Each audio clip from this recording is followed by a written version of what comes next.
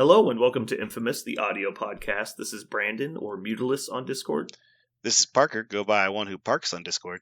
Welcome back to another riveting episode. If you haven't noticed, it's just me and Parker, so get out while you can. I know. Quick announcements. As always, links in the show notes. Good news, though, Etsy store is officially reopened if you needed any cool Marvel statues or anything like that.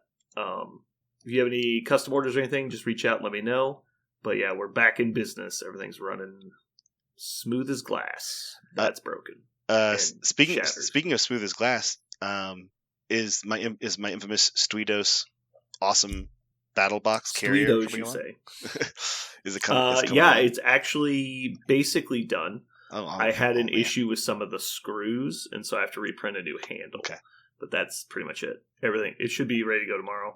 I'm actually picking up the brand new, accurately cut metal sheets tomorrow for the magnet trays. Oh, sweet. But yeah. Are those online right now? Can you see those if people clicked on things right now with vehicles? You can't see the new metal sheets, but the Etsy store does have the carrying case for I guess for people that haven't gone to the Etsy store. I just added. There's a company called 35 Design. The guy has designed these really cool carrying cases. If you've seen the Jacoki cases that are on Amazon, a lot of people are buying those right now. It's basically just a big injection molded plastic case with a door on the front, and you put your models in these little metal cookie sheets and slide them into there. It's just a rack system, basically. So this tray is kind of like that, except it's made 3D printed, and there's a lot of customizable stuff like different drawer systems and token holders and card holders, maneuver tray holders, and all kinds of stuff. And so I basically cultivated, of all of the files he has, the best option loadout for MCP. I put one of those on my store. I have a merchant license for him so I can sell his stuff. And that's what he's talking about. And so go look at it if you're all interested. It's called a Organizer 3.0. But yeah, it's pretty cool. It is super cool. It looks cool. It looks cool on the web. I'm sure it looks cool on the website, but in person, it looks just sharp as hell. Yeah, it does. It looks pretty clean in person. It actually looks better in person because the lighting of the video I took wasn't great. But yeah. Anyway, it's pretty cool.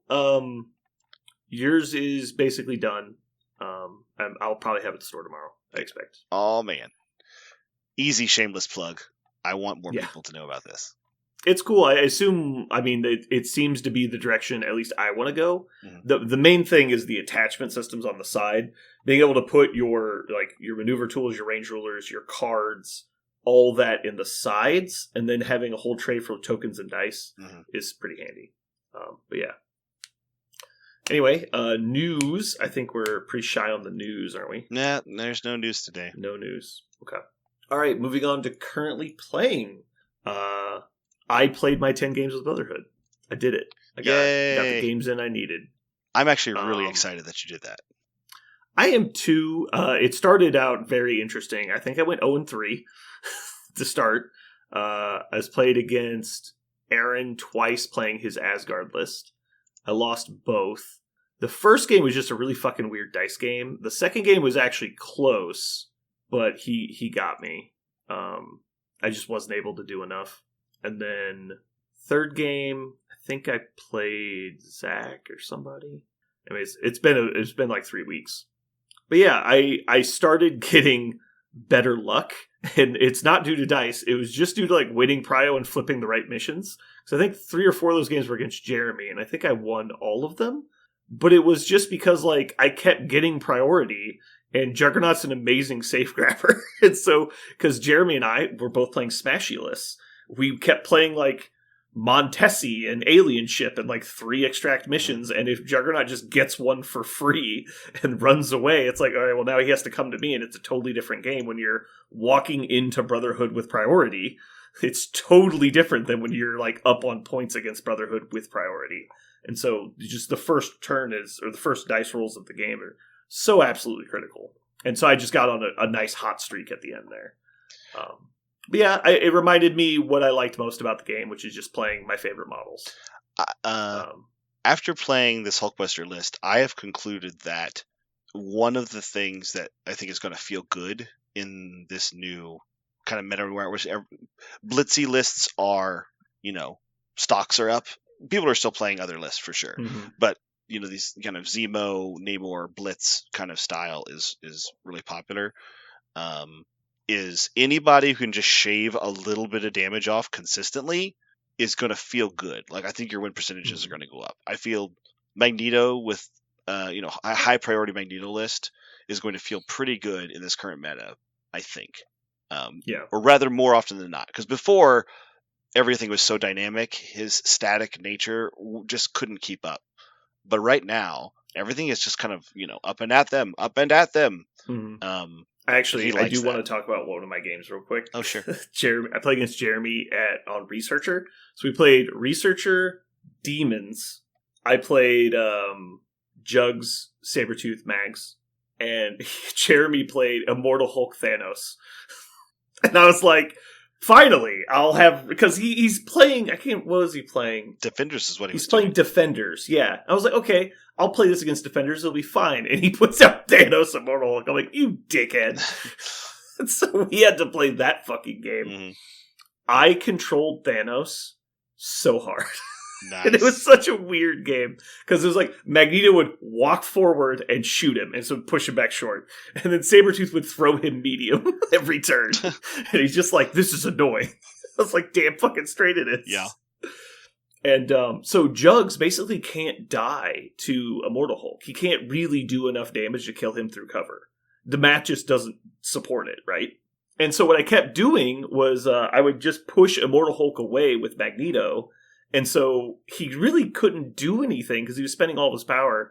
I think on turn 2 I used Do You Know Who I Am just to get Immortal Hulk out of threat range. Mm-hmm. So Immortal Hulk and Thanos were getting out-controlled by Sabretooth and Mags, just throwing everybody everywhere. It was really funny, actually. And then just to try and prevent Immortal Hulk from killing Magneto, because he can kill Magneto, I put Magneto right next to a light pole and then put both constructs around him. So he couldn't actually fit a maneuver template into that area to throw stuff at me. So if he was going to throw anything, he would have to throw me. And so he's only going to do 1 damage with the throw. And so he had to kill me through the cover. It was pretty funny. But yeah, we just played a really tight control game where we were fighting over the Researcher the whole game. Yeah. I think there's another reason why I'm really excited that you're done with Brotherhood, which is I can go back to playing Hulkbuster, because we both didn't need that to watch that. Yeah, happen. We don't need to play tall Magneto throws into Hulkbuster with spammy DR models. Yeah. Yeah.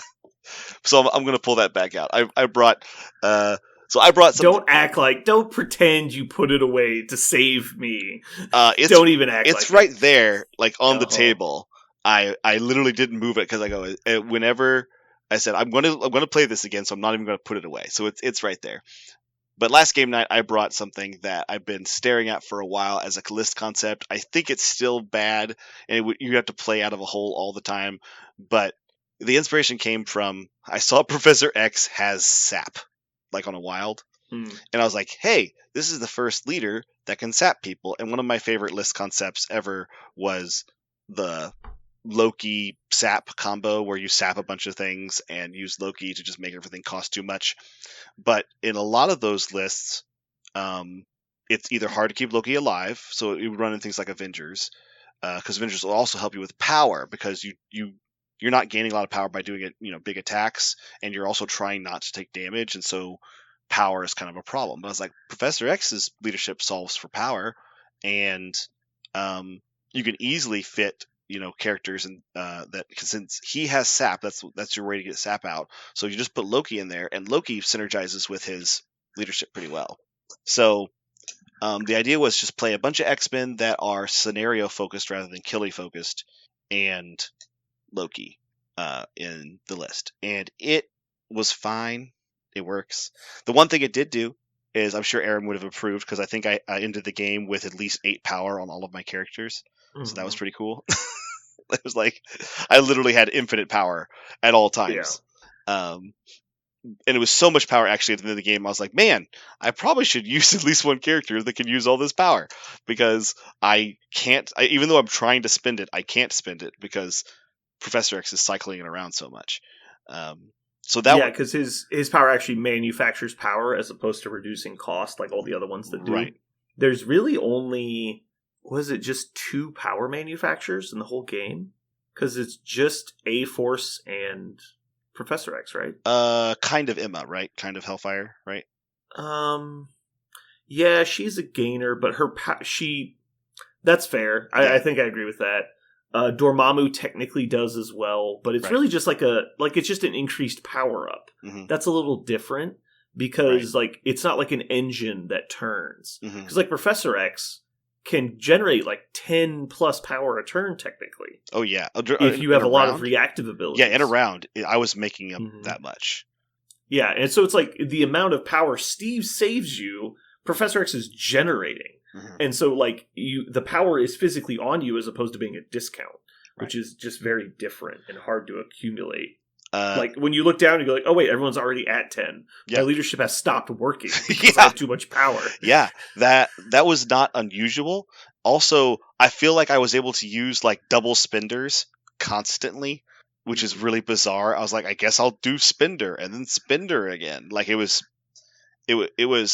It was strange. So I think there are things if I actually want to play Professor X, I think there's space for a model like MODOK, for example, who could just spend all of his power to make things die and move and throw and do that kind of stuff. I feel like he could be useful in a list like this. Another character I actually thought of, we've talked about her a lot, but we don't know where she should go. But I think Black Swan absolutely could be an Xavier model. Yeah, especially because she's got an active and a reactive superpower she likes to use. Yeah, for sure. She loves to spend one power, right? That happens a lot. So, I feel like having her constant, I think she could be sitting at 6+ power most of the time, which would be awesome, right? She just goes nuts when she does that for 4. So I'm actually gonna look at it a little bit more. But Hulkbuster is calling my name. I want to make sure that I get a bunch of games of that. But this Professor X list did have some cool things that it did. Personally, I think you should put Venom in still, because Venom has crazy board control and can put his power into damage if he needs to. Yes, and he can also spend it on his turn. It's spend it on your opponent's turn. I think Venom would be my first reach, but I love Venom, so. I really wanted right now. Yeah, I think Venom is absolutely an awesome choice. I think I'd probably just take Colossus out and put him in. I really just wanted to try Colossus because I want to put him in a list. I want to see him go down against somebody with a whole bunch of pushes and for him to just stand there and do his thing. But it's so hard to justify him always. Maybe I just need to bite the bullet and just throw him down one day and just be like, I don't care if I have to go play a point down. I'm playing Colossus just to see if this works. But I don't think Colossus does work. Yeah. I said this when they first changed him. I was like, this model is unplayable now. And everybody was like, no, he's amazing. And he was everywhere for a week, and now he's nowhere. I think his backside might be the single strongest defensive character in the game, and I don't even think it's close. For the points. Because the backside counts blanks and gets to add dice? He counts blanks, he DRs. I don't think he adds dice. He counts blanks and DRs. I'm looking here. Back is... Yep, reduce damage by 1. And DR. And you can't push him. Gets blanks on non-mystic. With 7 hit points. Yeah, he's a tough boy. Yeah. I don't think I've ever seen... It's usually easier to just ignore him. Yeah. So, and the whole idea is if he gets on his backside, if you can get him a extract, it's just so dumb. It's just so impossible to take that back at the end of the game. He can be standing in the middle of the list and just nothing happened to him. So you're telling me I should bring models that make my opponent drop objectives? Right? That's the thing. every time you're like, he could do this, you go, but then X, right? I know. There's so many... I think he kind of suffers from... There are so many tools that answer him, right? And he doesn't ask a lot of hard questions, right? I mean, to me, the downgrade from bodyguard to taunt was huge. So massive. And people acted like it wasn't a big deal. They acted like they wanted taunt the whole time. I was like, all the people would ever talk about, I was like, I wish he was faster. I was like, why do you care? You're already playing a medium in the faction because you've got 4 of them or whatever. Right. And so what the fuck does it matter? And they're like, well, it matters because he's not doing anything. It's like, you really wanted to walk across the table to do 5 dice to somebody? Like, what are we talking about? That just seemed crazy to me. And I was like, I didn't understand it. And then It's like, not to mention, it's like, so now everyone with charge or ranged attacks just ignores your ability, as opposed to it being really fucking hard to get around. Yeah. That was crazy. Yeah, and Professor X is exactly the kind of character you want for him, because he's going to give him power, because he doesn't take a lot of damage. So you always are giving him power to make sure he's always bodyguarding, but he's not bodyguarding, he's taunting. So yeah. If he had bodyguard, I think X-Men would be noticeably better as a faction. Like, it's such a big deal that he doesn't have bodyguard. Because if you could just plant somebody on a medium base in this big circle and just say, my whole list is immune to attacks, you're like, I don't know if I know how to deal with that. Right. But because he has taunt, it's so easy to play around. And then on top of that, it's like, okay, so even if we said that now his only use is to hold extracts for me, well, like we already talked about, all of the Steelers are in the meta. They're certainly less than there was recently, but they're still there. It's like, congrats, your guys like can't be killed. They're like, cool, Namor's out there just taking your shit, and it's not like Colossus is going to kill Namor back by himself. So you're just like, who cares? Anyway. Yeah. Anyway, the Professor X list is interesting. I did get to play a bunch of X-Men I never play, and I do appreciate them. Gambit, Beast, Jean Grey is in there. Just a bunch of just stuff that I don't play that I think works with Professor Xavier. So I think you're right. I think Venom can go in. I think I might try to put in somebody who can actually spend all the power I'm generating all the time. But I think Black Swan could be really cool. I could also generate a more offensive version. But every time I've played one of the, or seen anybody play the offensive versions, I just feel like I should be playing Cyclops instead. Because Cyclops in like an offensive X-Men list feels awesome. He also generates power. We talked about like, are there any leaders that generates power? He generates power from nowhere. We forgot him, and he's in X-Men, and man, that list feels like killy and slick. The Cyclops has its own issues. I know when your opponent walks into your threat range, it feels amazing, but a lot of people know better. But he was such a short meta cycle, because everyone dropped him for Cable so quickly that I don't know that everyone's really experienced it. I know there's a lot of people that haven't played against him yet. Yeah. And so it's just interesting, like, because it's kind of like old Daredevil, right? Like Daredevil Shadowlands. You just couldn't walk into that list threat range at the time. There weren't enough models that could survive it to make it a good idea. And now, like, Jugs and a few other people, like, there's enough models that can, like, walk in and not be afraid of them. But there wasn't for a while, and that list would just chew you up. Yeah. All right. So I am now I've got my 10 games in with Brotherhood. I am switching over to the Electrickery list we built a few weeks ago, is what we're calling it. Electrickery. I like that. Yeah. But yeah, so now I want to try and build the next list I want to play, which is kind of leaning into the meta, because I think the Electrickery list, while being fun and trappy, I don't know that it will be what I want to play long term. And so the only thing I haven't gotten to yet that I'm still interested in playing as a competitive list is Red Skull 3. So Red Skull 3 is interesting because it's very fighty, which is what I like. It has a lot of utility, which is what I like. And it's got jankiness, which is also, again, what I like. The reason I stayed away from this is because it kind of had the stigma of, like, it was really just the Thanos list for a while. And I was still a fan of the other two Red Skulls, and so it felt weird to try and get into it. I played him in a couple games, and it just wasn't vibing very well. But I think now that I've kind of gotten some space away from it, and I'm not playing the other Red Skulls right now, I'd like to give it a shot. So I want to build a Red Skull 3 list. Okay. Now... But also... Go ahead. Go ahead. I will start. How solved do you think it is, or do you think there's space?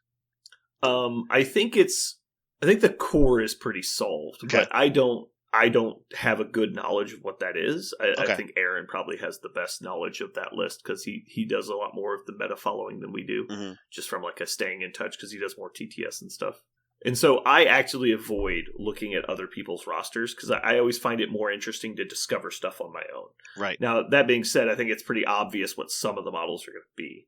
Like, I know Zemo is beyond obvious. So, and then Bullseye, affiliated to automatic. So if we just start from the concept of, I'd like to kind of just build it from the base and then figure out. Sure, that's actually where I was going to start with exactly that. What are the models that just, we're sure because it's solved? Required. It is the best formula for him. Do it. Mm-hmm. So outside of that, just looking at affiliated models, let me refresh his card real quick. So he gets to place within 3. He has Scalpel, not the Cosmic Portal. Mm-hmm. But that's going to eat so much power.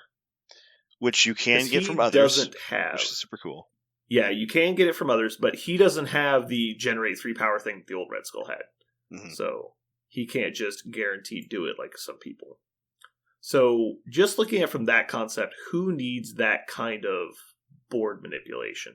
Like, is there somebody that really needs like a lockjaw level place that we could put in here that synergizes well? On turn, you mean like an early tempo play, or not necessarily on early tempo, but just in general. Like my first thought would then be Magneto because he's affiliated. Uh-huh. I don't know that he's really what the list wants at all. However, him rolling skulls is usually critically bad, and because he's normally getting the rerolls on top of it. Mm-hmm. But then if you turn that into a crit, well, now he's getting the rerolls on top of extra dice. That's really cool. But I don't think Magneto's very good right now, especially after just playing 10 games with Brotherhood. He's more of a magnetic refraction bot than anything else at this point in the game. Also, you're playing a 4-cost leader. Dropping a 6 feels like harder. The only good thing about it is I think the Red Skull 3 lists are always going to want Prio. So I think low model count's what they're going for. Mm-hmm. It's kind of the Malekith plan. I'm going to play tall. I'm going to kill 2 of your models very quickly, and then we'll fight on even footing after that. Right. And so I'm also going to throw in Bob here just because I love Bob, and we'll end up probably cutting one of the 2s, obviously. But I prefer Bob over Bullseye. I actually think exactly the same thing, and this is why. And I think everybody who does Bullseye is wrong. I agree. Because if your plan is attrition, Bob is amazing. Because being able to Dark Rain rocket somebody, people don't see that shit coming. Because the rocket is free, mm-hmm. and so you are almost always going to have the Hydra Tactics power. I have triple Hydra Tactics and crossed the table to hit somebody with a rocket that they never saw coming. And you're just like, because you're like, hop, move medium, hop, range 4 rocket to the head. That huge tempo play is enormous, and specifically Cabal because of what you just mentioned. When he can spend power, which he never needs, to give yourself a little bit more with Red Skull is awesome. His little gun actually becomes a little dangerous when skulls crit. And then, that's fair. I didn't think about that. And then on top of that, all of that, when all of your opponent's models start to become dazed, now you have to kill Bob, or he's contesting because he contests. Yeah, it's just a free contest. And then people are, and he is the best priority keeper in the game because he's a model. Your opponent has to spend actions to do something about him, and when they kill him, they just give you priority. It is he's the biggest priority locker in the game, but you have to be able to kill things. So whenever the other thing I absolutely love, just real quick, is he is the ultimate sack bot. Yeah. And people will forget because they view him as a grunt. They don't view him as a real model a lot of the time, which is partially because he's not on the table a lot. Mm-hmm. But there's like, oh, it's that guy. Like, yeah, he's just basically invulnerable. And they just don't count him as a model. Right. And then you go to do something and you go, oh, that's right. You have sacrifice. And you just like big attack goes into Bob. And not only did you save that big attack off your main guy, but like you just said, I just stole Prio from you because you could not kill Bob, even if it was a 5-die attack. Right. And so if you just keep important models near him, like you can't just not attack Zemo. And if Zemo's just within 2 of Bob, well, now you're spending resources to try and split them up just so you can attack Zemo. And it's like, well, that's not something you can do long term. I have never seen Bullseye contribute to a win condition like Bob does, specifically an attrition list. Usually what will happen is Bullseye will have some clutch turns that were conveniently timed due to dice results, which is very useful, right? Like being able to go, I'll just move and kill that guy. That's great. Like having hit and run, he's a great 2-point model. Mm-hmm. But when we're talking about you're playing in Cabal, I think Bob is better. I have actually killed Thanos on his backside, full to empty, with a single Bullseye activation, and I still think Bob's the right choice. You killed Thanos with your bullseye once. That's what I said. What did I say out loud? Yeah. Oh, did I mishear you? Yeah, I said Thanos. Yeah, it was Aaron's Thanos. One of my very first. It's like the second or third game against him ever. He was just like, okay, I guess. Okay, so I've thrown in Sabretooth. Again, we'll cut to make roster, but Sabretooth, the original. Yeah. Having to worry about his attack back when he gets extra crits is terrifying. Mm-hmm. I think another really. I think every Cabal should consider him, and I know you and I both love him. I don't think I have to work hard. Is Hood? I like Hood a lot. Hood. I do love me some Hood. I don't know that he fits in this roster, but that being said, I'm going to put him in just for some space holding. We'll see what happens, but I mean, I think he's one of the first models cut. But I do love me some Hood, and yeah, he's a like random windmill model because some games he'll just be super clutch. Generally, the big failing he has is he'll either get ignored, and he doesn't have action economy on his own, so he kind of gets left out of the fights. Or you'll just do a bunch of damage to him on the first attack, and then he'll just get dazed because his DR doesn't kick in. And so that's a rough spot to be in, but every model can also just get diced. So right. I like Mordo a lot. Yeah, I know you love Mordo. Kicking in extra dice on potential huge crit attacks seems really good too. Does he? Yeah, the theme of the list is definitely explodey attacks. Yeah, it's spikes, right? Yeah. And so if you're going for spikes, Mordo does spikes. I think you're right. But then also, hear me out, he can power up for 2 for an action. So he's kicking into Red Skull. Yes, that's huge. Mm-hmm. Allowing Red Skull to reshape the world or Nothing is Beyond My Reach off of Mordo feels great. Yeah. I'm personally way more on the Mordo train than the Hood train. I think you're right. In this list, I will agree. Good point. Okay. The only other person I immediately see in Cabal that I'd be interested in is Killmonger, just as like an efficiency piece. But he is so squishy that it feels like you're giving your opponent the opportunity to just swing back into you. And I don't know how much Red Skull is really enabling him. He's kind of... He's a little power hungry, right? Because he's always charging. He loves his spender. Like, I don't know. So that's the issue is I can't turn him on the first turn because advanced R&D's gone. So I think that was a real key to him because if you have the ability to kick in the extra dice, like just looking at it this way, if we had advanced R&D still in play, which is when I started thinking about this list, you play advanced R&D early with like Mordo or somebody, and Zemo and Killmonger are now online with the good leadership. And then you can walk up Mordo first, kick up 2 extra power, and then you send him in charging, you kick in 2 extra dice, so it's a 7 dice energy pierce attack with Reality Stone on it. And you're just like, holy shit, that can just kill somebody. And it's really hard to do anything about it. And if you could get power from somebody else, like let's say he hits a huge attack, kills somebody, well now Red Skull moves up and scalpels somebody. Because he's using Killmonger's power to now scalpel Zemo forward, who's just steel rushing on the first attack. And you're like, oh, god damn it. And if you want to talk about a model that's all about the uppercuts, like, he's all about it, right?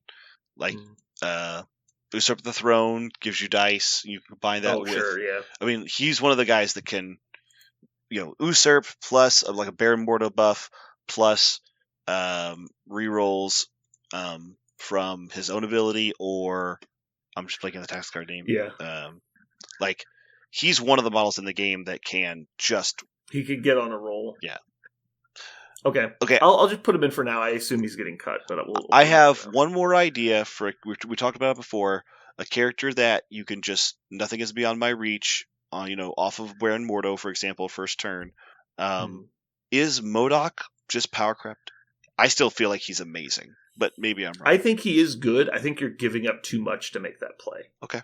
Because you're giving up all of Mordo's activation and effectively all of Red Skull's activation to do that. What? No, you don't. Mordo moves once, does it. Red Skull. Right, but that's Mordo. I guess, no, because Mordo can't even pick up an objective. So at best, he's moving on to a secure. Right. Red Skull's spending all of his power, so at best, he's moving on to a secure. Oh, I see. And so I'm giving up that's 7 points of activation to let my 5-point model have a good turn. You can't do that. That's too much. Yeah. It is a good play. It's just too much. I was just thinking of a tempo piece like that. Also, yeah, I don't think MODOK is probably worth it, even though he's in Cabal. I think he is, because he is so good when he's good. Mm-hmm. But let's keep going for now, and I'm sure we'll find, because if that's all we cared about, honestly, we can put in Ebony Maw, and if you give Ebony Maw with the Space Stone, you're actually just using that power to scalpel him. So instead of Space Stone, your Space Stone is getting placed. Mm-hmm. And so you're like, fuck Space Stone, I have 4 power, I'm going to let this guy place me. Right. So it's just a more efficient way to use his power. It costs a little bit high. Would you really need Space Stone? Or, I mean... you want the power generation. I know, so that you can... Well, I guess, let's look at it. Let's Ebony Maw. Does he generates 3 normally, right? He gets 3. So So you could just scrap all of their combined power and put him out there. Yeah. The problem is, if you look at his kit, his throw costs 3. And so normally what he does is he places double gainers and throws. If you're spending all of his power, he's not getting the throw. And it's not possible because he's not doing the... he has a gainer, not a builder. It's not even possible that he could do the throw. So you really need that extra power. Now you could just use the scalpel power from somebody else, but then you need yet another model that doesn't need their power. But that's a kind of a cute activation. If you took Ebony Maw with the Space Stone, Red Skull, Mordo does Master of the Occult.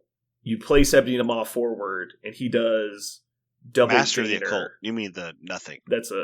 Does what? No, that's Mordo's thing to get power. Oh, sorry. Yeah, Mordo's thing to get power. So yeah, you do the place, you kick in 2 extra dice, he's doing an 8-die Mystic and a 6-die Mystic, and if you don't use the leadership, he's getting a size 4 throw on top of it. And that's a lot of hate to put on the midline. Mm-hmm. Actually, it's actually past the midline because it's a range 3 place. He can get you pretty far up the board. Probably not to a B or an F, but pretty far. Just trying to think of other models. I can't think of any other models that you'd want to move like that to the middle on purpose. Like, it's... Well, let's just do it this way. Let's sort by threat cost. Oh no! Okay, hear me out. I think this is a really good idea.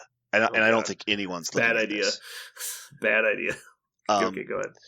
I think it's actually Sentinel Prime Mark IV. Not the Prime. Okay, Prime. Yeah, no, Prime. I think it could work with Prime. Yeah, because Prime gets power after he's done. Right. So you could use that power for Red Skull. Right. He's a blaster. He's on a large base. Mm-hmm. The only problem is if you want to place him first. Right. Yeah. This is not a high tempo play, but this is, I feel like, a really consistent character is going to be able to hit things really hard. Mm-hmm. Yeah, I like Sentinel. Anybody who's just going to sit there and make power for him sounds good. Okay, so I'm just going to start with high threat models and go down. Sure. We know Thanos is good, and so he'll probably make the roster at the end. Are either of the Hulks worth it? None of them. Like, they're both good, but neither of them really benefit from his leadership, really, other than just... I mean, more dice, more good, but yeah. The concept I'm thinking about is it's another high power generation model to allow Red Skull to be better, and they get the power starting, so that's not a problem. Well, I don't think Immortal Hulk would be good as that because he likes to have his power, right? Sure, but just think of it this way: instead of having their leap for 2, you're just using their power to leap for 3. Right? Just think of it that way. Yeah. And so Red Skull's just letting them use their his power and theirs to place 3 instead of place 2. Mm-hmm. And so that is a much more aggressive play on the first turn because you're just placing Immortal Hulk like on the midline, ready to attack, basically. I definitely like that more. I like Hulk, I think, more than Immortal, I think. Mm-hmm. I think what I want to do actually is what I'll probably do tomorrow is I'm going to measure out. I've never thought about this before. If you just place Magneto range 3, I think he's just in range 2 of the middle, isn't he? Within range 2 of mid, yes. Yeah, if he's like, but he's not in range the 1. Middle, right? I'm just thinking because when he takes a short move forward, he's usually just out of range 3 of the far side. Yeah, but that's less than half the range of a place 3. Here we can just do the math. Actually, I don't know why I'm making this hard. So the deployment is 6 inches. The place is 6 inches, and they have to be within 1.5 inches of the 18-inch center. So you have to cross 16.5 inches to get to attack range, basically. Mm-hmm.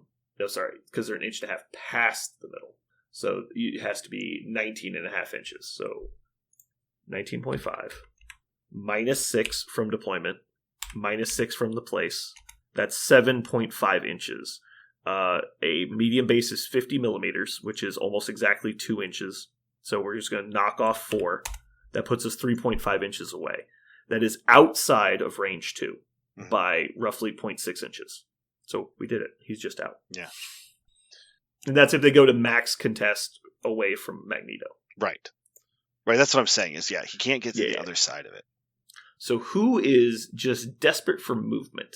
Gravity Maw Call is interesting. I just don't... fun thing for me is Space Stone available on the rest of your team can potentially be good later. Yeah. Because after he gets in position, he's no longer reliant on Red Skulls, where a lot of these models that need the movement are reliant on Red Skull for the help. Also, that Scalpel is such an amazing control tool as well for your opponent. Yeah. And Red Skull is not really that scared of being aggressive, I think. Yeah, the cool thing you can do in this example is like you move Mordo up, you generate power, and then Red Skull just double moves and scalpels one of their models. Yeah. And you're like, oh shit, and then your whole list just kills them. Yes. It's so good at collapsing on somebody regardless of how big it is. It's excellent at that. So I think... I'm not seeing any high threat models that we want other than Thanos. I think... Magneto's interesting, but I think it's just cute. I think Ebony Maw is in consideration. I wish Cosmic Ghost Rider was, but it's a terrible idea. It's just it actually doesn't work very well together because he's already counting the skulls, and so it's diminishing returns. I just want him to be. I want him to have a place, but literally a place. His place is in Humans. It's obvious, right? What Humans give him everything. What I mean is literally a place. Is I want him to be able to be placed early, so you can do cool stuff. What about Apex? He's not affiliated, but is he enough better than regular Sabretooth to justify it? I don't think so, because Apex is good when you can get him just a little bit more power, right? He doesn't need a lot. Yeah. Just a little bit more. You need to grease his wheels by like 1 or 2 extra power in a turn, and then he just goes off, right? I think Red Skull will do nothing to help that, so you have to be totally reliant on your dice, and he doesn't get any cool things. Okay, so obvious includes here's a kind of bizarre one. We were talking about like just like characters. He gets a little bit of extra power. He gives you an interesting like defensive option, but he's just a great turret. We've talked about him before. Black Bolt. I didn't think about him in here. Let's see. You're simulating the place. I actually don't hate that. Yeah, he does get the place. He gets extra power. He gains 2 power now. I don't know if it's enough, but it's a reasonable amount. 'Cause I can't remember. Can Red Skull take off multiple people, or is it just one person? I think they rule just one. I think that makes sense. This character spends power to make an action. It may spend power for the attack or superpower from an allied character within 3. That makes sense. So he wouldn't be able to place unless he had a 3 power person or he gained power off of his attack, which is very possible. He has a good attack. So yeah, let's throw him in there. I like that. That's a good call. I like Black Bolt. Where did he go? There he is. All right, so let's cut some people. I'm going to cut Bullseye. We already talked about why. I'm going to cut Hood because we've already talked about it. He's like the third 3 in the list, which means he's never getting played. Yeah. All right, so currently we're looking at Red Skull 3, Zemo 1, Bob, Sabretooth 1, Mordo, Killmonger 1, Ebony Maw with... Space. Oh, he can take the Mind Stone? He can. I actually thought about that for half a second. I didn't even consider that. I thought about it. I kind of like that.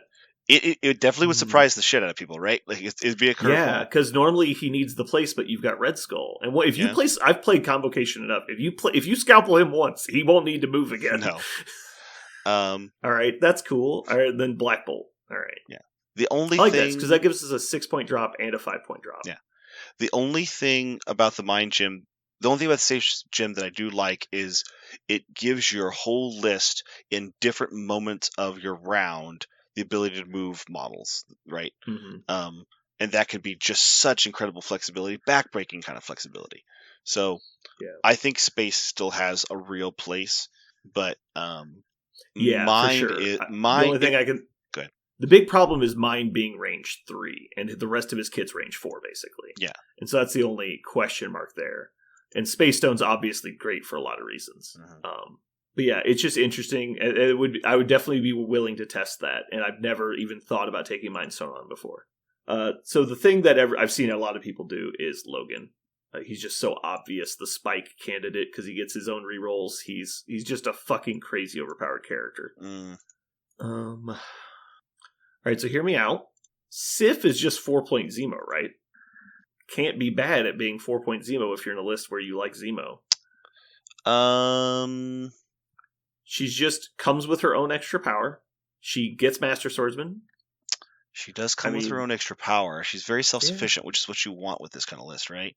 Yeah, and she's DR, so she's not getting one shot very often. She's pretty tough. Mm-hmm. Why can't I find her? Does she have like a funny name? Lady Sif. Oh, Lady. God, obvious. Duh.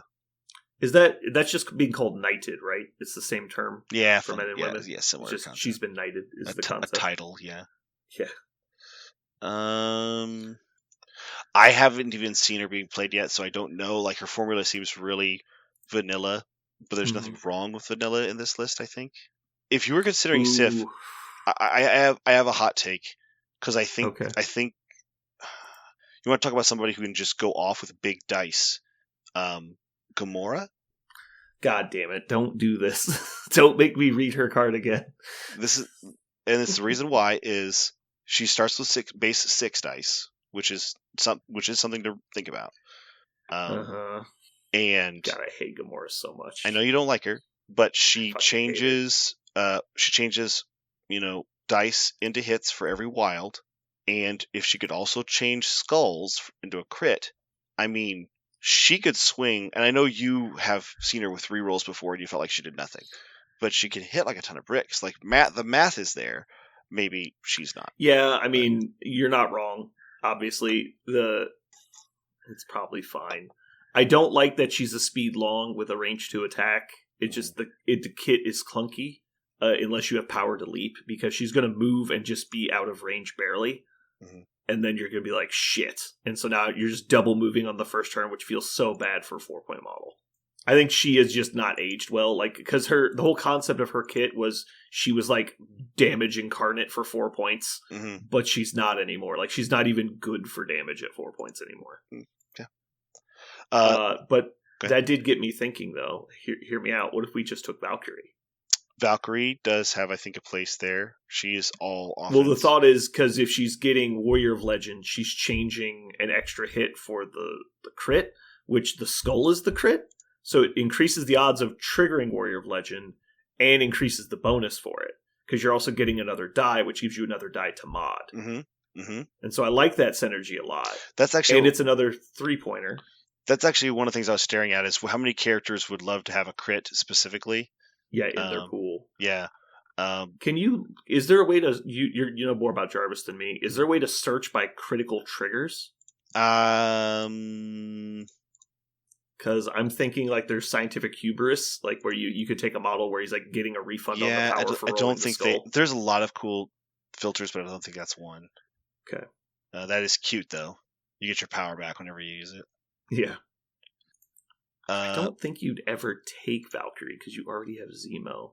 I guess there's no reason you have to play tall with Red Skull other than that you want Prio. He doesn't gain, I don't see any real the Prio just allows you to ace things if you really, really want to, and I think some people would say you got to, right? I don't know if you got to. But I mean, obviously going wide gives you redundancy, so their priority will be less effective. I don't think you have enough power to actually run it, but you want to talk about a character can just, as long as he keeps rolling crits, you just die, is Nightcrawler. Yeah, but you're not really giving him anything. No. Yeah. Oh, because a crit is the trigger. Yeah, for his attack again. But you only get to do it once. You don't really care that you got it once, though, right? Because you'd look at your pool and go, I didn't get the trigger, I'm triggering the leadership. Yeah. Or you would just save it if not. Right. Is that better than Logan? It's not. It is definitely like a... I don't think it is. It's a one-turn wonder thing, right? It's not like a consistent thing. Here's another character. I want to see his card again. You want to talk about a character that's just a bucket of great effects that she gets overlooked all the time. I think she could definitely go into a Red Skull list is Medusa. I fucking hate her. I think she's too squishy for what she's bringing, because she actually doesn't hit that hard.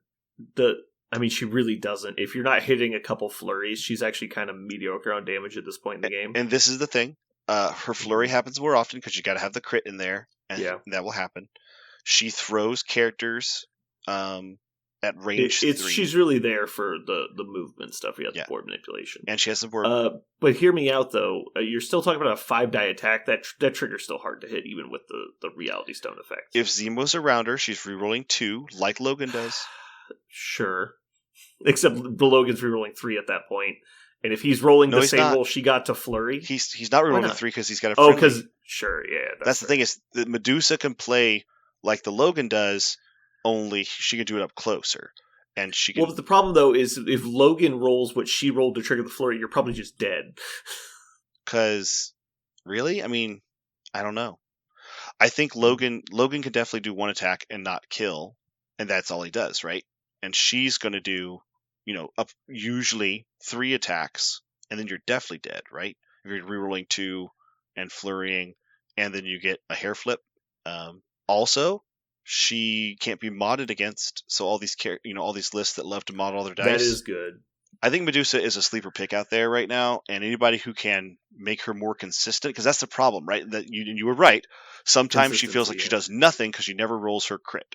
But specifically, Red Skull also is very squishy. Her only defense is the no mods thing, and so I just feel like it's easy for just random people to kill her. I don't hate it. I think the mechanics are there. I think it could work just fine. I just feel like your 4-point models in this list have to be super premium. What if see her as super premium? I wonder what if this 18 points would look really scary. Black Bolt, Medusa, Bob, Zemo, Red Skull. I feel like you'd kill a lot of shit, right? I'm way closer to playing Nightcrawler than Medusa. Okay. And I don't think I'm going to play Nightcrawler. Okay. I did cut Killmonger for the same reason, though. I think he doesn't do enough for how squishy he is. Okay. Nightcrawler, however, I think there's a lot of value there.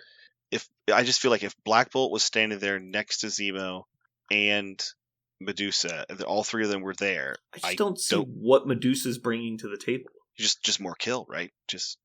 But that's not what she's bringing, right? Like that's not what she does. Okay. Like you don't look at her and go, she's the killy model. She'd be the least killy model in that entire list. Except maybe Red Skull, but yeah. Except for maybe Red Skull. We're talking. There's a 3-pointer in there. Like, what are we doing? Like, no, I'm with you. Like that's not the same thing. I hear you. How about this though? Hear me out. Black Swan.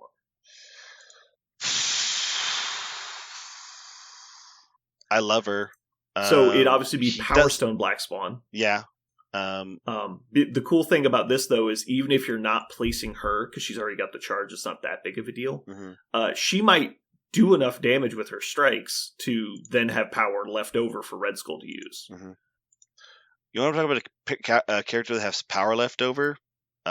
He doesn't use his leadership much, but Black Panther is still one of the best characters in the game at just killing things. Yeah. And, giving his skull's value would be great. Yeah. What about Big Panther? I don't own him, and I don't plan on buying him, but isn't he supposed to be good? He is...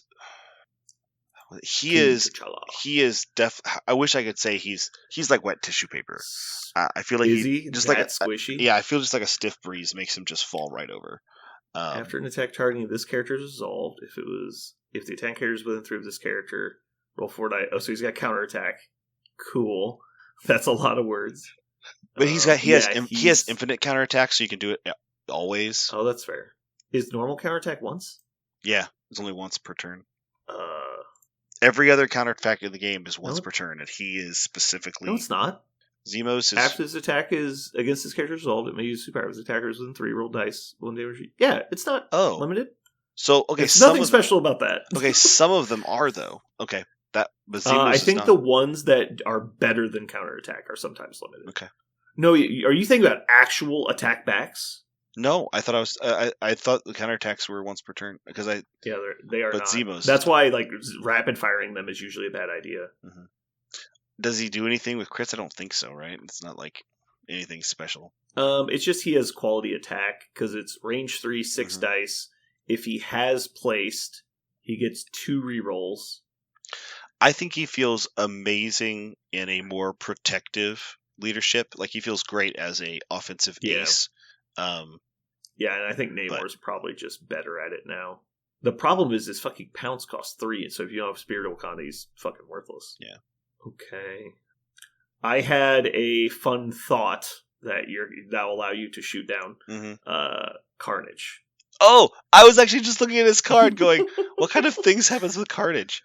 So sadistically, you would be able to use more freely because you would have to roll multiple skulls for it to matter, and even if it does happen, you still only take 1 damage. It just reduces the odds. Right. But that means he's doing a range 3 7 dice attack with Reality Stone as his like go-to attack.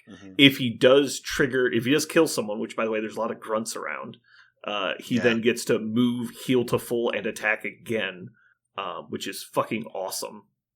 And then when you're attacking when you're attacking other people, they don't add dice for for crits. And so he does have an offensive debuff to the enemy. So, but I mean, I don't know if it'd be enough. Yeah. Placing in range 3 means he's attacking the middle, though. So that'd be cool. If you're trying to get big swingy turns, he can do that, but he preys on a certain thing, right? And if you're trying to get he's really there to clean up squishy people, right?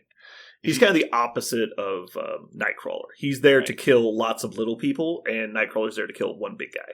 Yeah. I feel like if you're trying to get cool things to happen with crits, there's not that many characters that really do that. It's like the flurry guys, and that's about it. Wait! A character that needs to be placed, but loves crits, and you could even run him without the Reality Stone. What about Corvus Glaive? Oh, God. Is that insane? I scrolled right past him earlier. So you're basically saying I'm buying the Reality Stone as my leadership. His flurry is not crit. His flurry is shield. Never mind. Well, that's fine. The flurry is like not that important. Yeah. I was just trying to think of the big thing would be, could his Glaive's Edge keep it rolling long enough? Because if you're doing... I mean, you're basically just saying I'm buying him the Infinity or the Reality Stone, right? That's what you're doing. Because my leadership is the Reality Stone is the concept. Yeah. So it's like he doesn't have to buy it, so I'm getting a 1-point reduction on Corvus Glaive. Does that make him worth it? The problem is because he generates less power, will he be able to Glaive's Edge enough? Not sure. Yeah, is the 1 power the thing that makes that good? It certainly matters over the course of the game. Yeah, it definitely does. But I also thought briefly about Cable, but I just don't think it works well enough. I don't think it adds anything in particular. Yeah, I think for 4 costers, maybe Corvus Glaive. That might be something to think of. I think. What about Psylocke? She's always good. She gives you the Mystic attack. So she's got the move short and add 2 dice to your next Katana roll. Katana roll gets to choose damage type. Which means that the rerolls are more valuable if you've got extra crits and skulls don't stop you. She can reroll any number of dice on defense or offense once per turn. She's another good generalist. I don't know if I would ever take her over Sabretooth. Yeah. That's one of the things. Is like I think I would commonly take her over Sabretooth depending on the matchup. Oh, I don't know. I feel like Sabretooth is such a windmill slam for this list. Yeah. No, you're not wrong. But I mean, the problem is like he's not better than I don't think he's better than Zemo for the point. No. And so you have to have a 4-point slot. Yeah. I know, but you have to get affiliated first, right? Yeah. And so at the point that I'm already affiliated, because I have to already be affiliated most of the time. Yeah, I feel like strangely Gamora is on because you're talking about big whammies. I feel like she's got it. You are not going to make an argument that Gamora is better than Psylocke, right? No. Okay, good. No, I don't think so. But if the idea is, whammies, right? You're trying to do big money. Sorry, no whammies. You want big money. You want spikes. Yeah. I feel like That's what. I was really trying to figure out how to get an Asgardian in here. One of the Thors seemed fun. Just to play Thors, or I don't know. It just felt like there would be some kind of synergy, but it just doesn't seem to be. Maybe Mighty Thor because she gets rerolls on a 6-die attack, but she's just not going to have enough power. His leadership's so odd because it feels like you should get power out of it, but you usually don't. You're just trading the power you're going to gain for it. I definitely wanted to get one of the Weapon X guys in, so original Sabretooth and Logan both feel good because they're both very spiky, right? And you're just adding to the volatility of their attacks. Mm-hmm. Okay, so let's look at our list. What we got right now? We're gonna wrap this up pretty quick. Mm-hmm. We got Red Skull 3, Zemo, Bob, Sabretooth, Mordo, Ebony Maw with the Space Stone, Black Bolt, Logan, Valkyrie. Who should we add? Or rather, who should we cut? I think Valkyrie. Would you play Zemo and Valkyrie in the same list? I think you absolutely could if you're going to go a little wider. I think that could feel... Yeah. That would be just I fine. don't have enough experience with him to say for sure that I want to go wider or I don't want to go wider. I think Weapon X could be fun. The new Wolverine. Interesting. Just as a fire and forget. Ooh, what about Nebula? No, I don't want more 2s. Are you specifically looking for 3s? You think the 3 slot is what you need to this last Not really. one? I'm just looking for... I feel like there's something I'm forgetting that needs to be in here. And obviously, I'm probably still going to add Thanos at the end. I think Magneto, the more I think about him in here, that actually doesn't sound terrible. It's just, man, he's so rarely worth 6 points, but that's also when you're not getting the leadership on top of it. Maybe his attacks with the leadership are worth it. I do like my Carnage play. I think he's terrible, but I like it. I wouldn't say terrible. I think it's interesting because he's one of those. There would be games it would work amazing, but I don't think it ever happened very often. There's too many energy attacks to really get value. I mean, it's all about getting the right matchup on the table as opposed to what roster you're playing against. Okay, bear with me, and I think people have tried this guy, and I don't think they like him. Because I think he's really matchup dependent. He's not a windmill slam, but there are some times when he just feels awesome.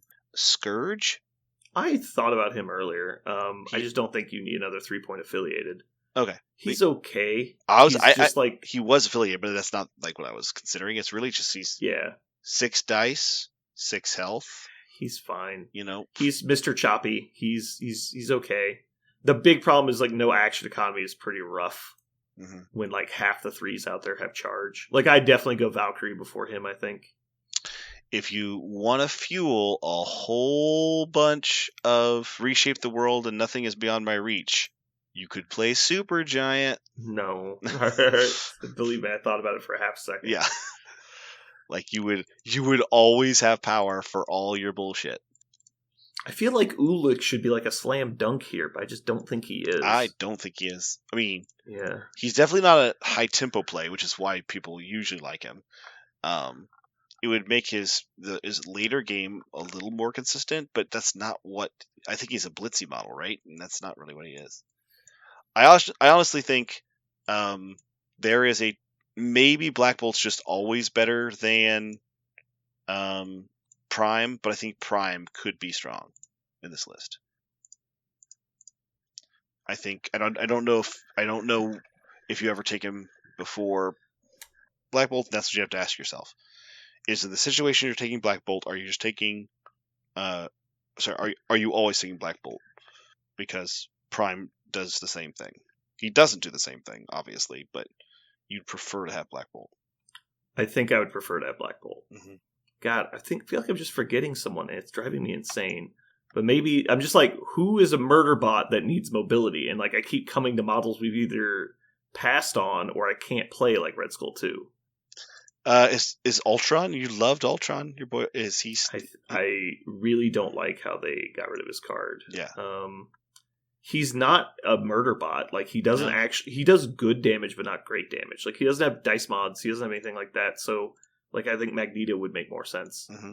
Thanos. Did you put them back on the list? He'll be the 10th model, but right now I'm feeling like Valkyrie should come out. And so I kind of want to find some other person to replace her. Here, let me sort by points in my list. That'll make it feel better. Okay, so we've got the leader at 4 points. And I've got 1, 2, 3 3s counting Valkyrie, 3 4s counting the leader, and then 1 5 and 1 6. That's a pretty good distribution. Here's just a generic good option if you're trying to, because you're going to be running downhill on scenarios often. What about Crimson Dynamo? He doesn't really do anything. Oh, I don't. So it's negative tempo. I want more tempo. Okay. Here is a potentially funny idea. It's funny.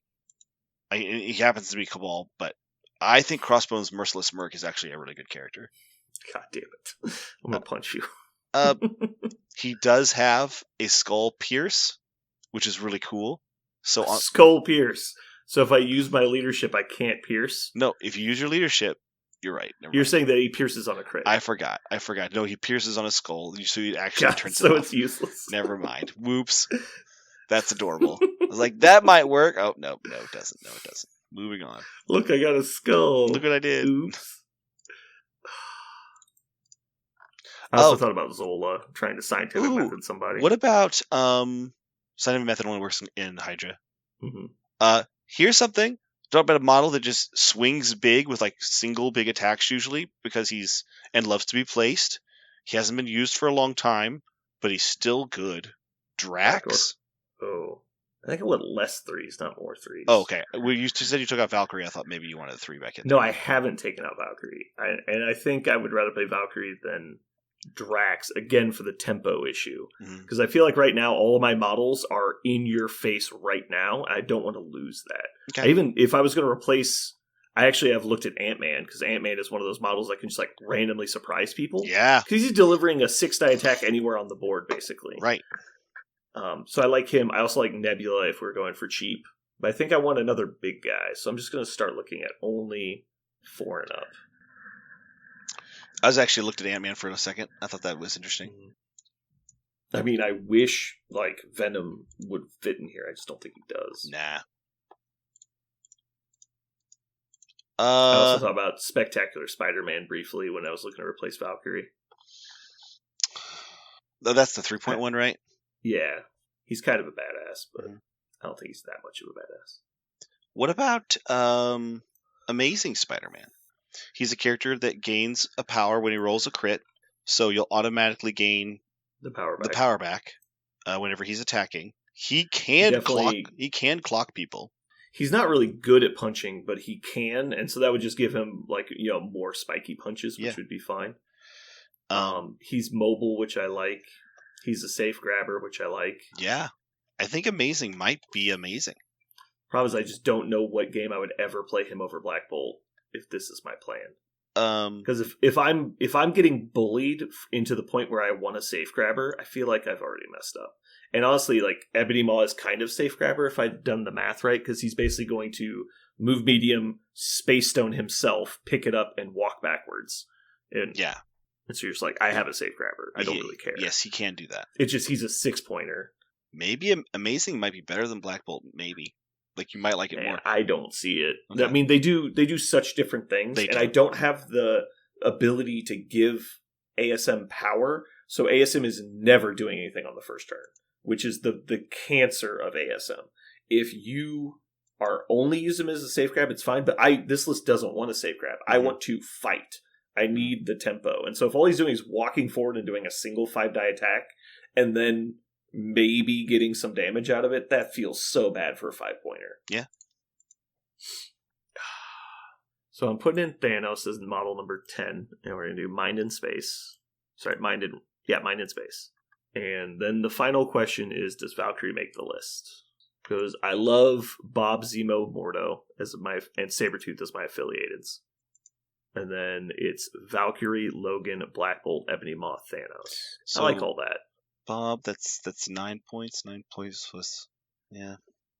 I have every point total represented but 7. I wonder how it would go, since no one's ever done it, and it specifically works offensively with this.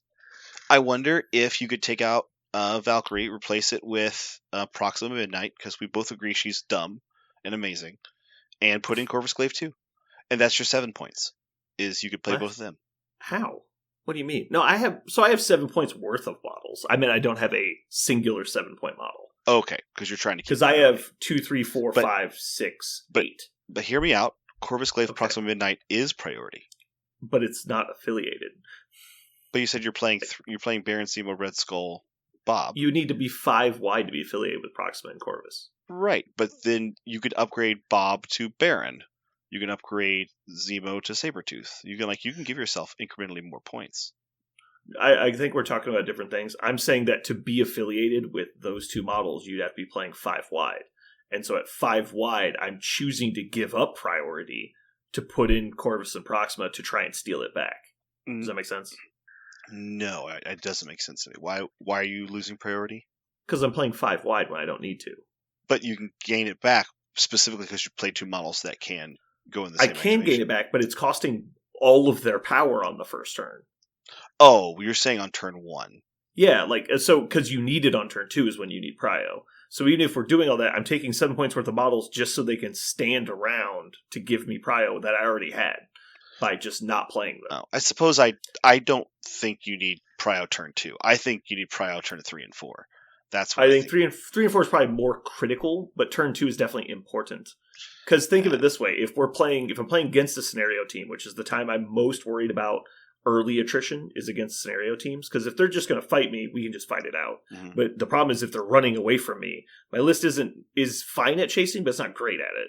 And so if they're just going to try and run away from me, I need that first activation to punish them for taking an objective, because they're going to safe grab with ASM or some other safe grabber. And then let's say it's a triple extract because we got my extracts. So you're going to take one for free. I'm going to get one, and they're going to get the other one. If they have prio on turn 2, they run away with their other extractor. So they have the majority of the points, and they're running. Now, every one of my models is basically staggered trying to chase them, because I have to move just to get into attack range. And probably double move most of my models. It's just a chase game. I really don't want to play a chase game. Well, sure. Then if you see they're playing scenario, don't play Corvus Glaive and Proxima Midnight, right? But then when am I playing them? I think you. What do you mean? They're like a 7-point package, right? You said you don't. I don't think they're a good 7-point package. I think they just are a 7-point package. Because the problem is Corvus, unless he dealt damage on the first turn, which he's probably not going to, because he's a range 2 speed medium model. He's not even going to have enough power to Glaive's Edge on his first attack. Yeah, I see you. And so that's rough. And then Proxima is fine, but she's not deadly. Mm-hmm. She's just a fine 3-pointer. And so I'm just saying, even if I'm not playing affiliate, I could replace them with Logan and Valkyrie. And that seems way better. Or Logan and Ant-Man even. There's a lot of 7 points worth of models that I think are more valuable than those two. The big advantage is they have the priority steal thing, obviously. That's big in some situations. But then also you've got the damage reduction on both of them. So you got 2 tough models that can also fight. But they have a value. But I think that would more be if you randomly decided to play Black Order, which I don't think you would. Point. Yeah, that's true. Yeah. Okay. I hear you. I think those models particularly have been power crept out of the game. The biggest problem with Corvus is that he can only kill one guy. He's like Killmonger. He can only kill one guy. Mm-hmm. I really want to try Valkyrie. I think she might be good with the leadership, because her Warrior of Legend attack is going to be scary. Why are you trying not to play her? Because you don't think you'll ever put her down because she's a 3? No, I just think Ant-Man's a better model. Because he has super fucking charge, and he's way more mobile. The downside is he doesn't generate multiple power, and he's less consistent at dealing a lot of damage to one model. But outside of that, he's just better. Mm-hmm. But I really want to try the surprise, I have 5 power, Dragon Fang Warrior of Legend leadership, and you're just skadoosh, motherfucker. Yeah. Oh, it's dead, and that's one of the points of the list. Also, Kicking Mordo as well. She's rolling 9 dice with Reality Stone. Yeah. With a wild crit flurry. Also, she charges on turn 1, which is what you want. I don't know why you're not. Exactly. Yeah, I feel like she's a windmill slam into this list. I just get so much shit for liking Valkyrie. Everybody's she's terrible. I'm she's not terrible. You're wrong. And then she does fine in games, but she usually dies. Mm-hmm. But she does a lot before she dies usually, because there's always more scary models for them to deal with. I think you would. This is going to be interesting because if your list is Red Skull, Zemo, Bob, Valkyrie, I think people obviously kill Valkyrie first. Is that weird? She does that. It's like everybody else has stealth, and no, she doesn't. Zemo is target number 1 for sure, right? I don't know. I think most people would not. Maybe I'm wrong. Let's look at it this way. So Red Skull, Zemo, Valkyrie is 10. Bob makes 12. So if we're playing 7T, you throw in Black Bolt. So you've got Black Bolt, Bob, Red Skull, Zemo, Valkyrie. That's a lot of anger. Also, I love Black Bolt in that list particularly because then it gives you a place to put Valkyrie quasi-safe, right? Within 2 of Black Bolt, she's... Oh, sure. I totally forgot he had bodyguard. Oh, you didn't? That's one of the reasons why... I totally spaced. That's one of the reasons why I liked it. I had zero plans on ever using that. Oh, no. That's one of the reasons why I liked it. It's because him being able to just buddy up with Zemo, that's amazing. It is. Because he protects Zemo, which just makes him more dangerous if you attack, and then he gets extra rerolls the whole time. That's fucking awesome. Also, Zemo's one of the characters that can actually leave Black Bolt during his activation, kill 2 things, and then go back to Black Bolt. Okay, I'm liking this list a lot. Yeah, we're good. I'm definitely keeping it the way it is. Okay, so let's quickly cover tactics cards. We're obviously doing Dark Reign. Unfortunately, Cosmic Invigoration is not going to work. Why is it even listed here? Oh, because I just searched Cabal. That's right. So we have Baron. I am a Baron after all. What are the other cards we need? You could do... I think Shh is probably useful. Oh, yeah. I really like Shush. I think Happy Birthday Runt is probably not ignorable because... I don't think this one... I guess, hold on, let's see. I think you could do it. I always play it with other one, but I guess this one just has such a great outlet for power because he's got the reaction. So no one ever attacks him. Mm-hmm. And so he doesn't generate that much power. When he does generate power, he can just kill you by using his spender. I don't know. It's probably fine. I'll put it in for now. It's outside of activation attacks, which just sounds awesome. Yeah, paying power for attacks is always a good thing. Let's see. Recal, because we have Thanos. Is instant recovery the new one? Yeah. Throw that in for now until we know we don't have space. We're only playing the one affiliation. What about Obliteration? Cosmic Obliteration. It is spend any amount of power. Hexroot Incinerate. Choose a non-dazed Red Skull, and he cleanses all of the effects. Yeah, he removes all special conditions from himself. Enemies within range to gain either Hex, Root, or Incinerate. I think Hex and Incinerate make something die, but it feels like win more. The issue is, I think there's some argument originally when this card came out, could you choose a number to be 0? I don't know if they ever actually made a ruling on that. Because some people say 0 is not a number. I'm like, I don't know. 0 is not an amount, rather. Would you play tactics card just to clear stuff off Schmidt? I don't know. Yeah, it was just weird. I think, actually, for a list like this, Victory Assured might be better. Is that Hydra? No, it's just a Schmidt card. Oh. This is the beam. The big beam, yeah. I'm not a fan of that one, but me neither. So let's see. We got Baron. I actually like Cosmic Obliteration a lot. I think it's a really cool card. I think. Actually, instead of Happy Birthday Runt, I think I would prefer Weapon X Program. Okay. Because I think I prefer the collision versus attack. Because it doesn't have Pierce or anything. It's just 6 dice. Mm-hmm. And so I guess you would get the leadership on it, at least. Isn't there one that either of them can play? Weapon X is the one that Wolverine or Sabretooth specifically. Get Some Air must have been. Get Some Air is just Wolverine. Or just Logan. Yeah. Yeah, all these other ones are other things. Honestly, one of the problems, if there is a problem with this list, or a quote-unquote problem, is there's not a lot of quality tactics cards. Which is kind of a good thing sometimes. Yeah, because you're not shoving in a bunch of characters. So we want Brace, and we want Sack. Yeah, because we don't really need Patch Up in here. No, unless you're just going to play Thanos every game, then you can make an argument for Patch Up. All right, who else we got? Is there any Black Bolt card? Nope. That he can play out of Inhumans? Nope. Inhumans and Cabal both have very few tactics cards. Yeah, can you even get to 10? I guess you just have to take everything that has a Yeah, character. I got 10 right now, but I took some crappy ones. So I've got Dark Rain, I Am a Baron After All, Shush, Happy Birthday Runt, Recal, Instant Recovery, because I got 2 Healing Factor guys. Victory Assured, which I'm going to cut. I don't like that card. Mm-hmm. Let me read it again. These are usually when I dismiss these is when they end up being better than I thought they were. This attack daze or KOs the target. This character gains stun. And then when making the attack, add dice equal to damage suffered. Suffer up to 5 damage. Beam 3 6 dice. He does get to place himself, which makes this a lot more froggy, where the other Red Skulls don't. Or at least not as easily. Place 3 11 dice beam with the leadership. Man, I don't know that I'd ever do that.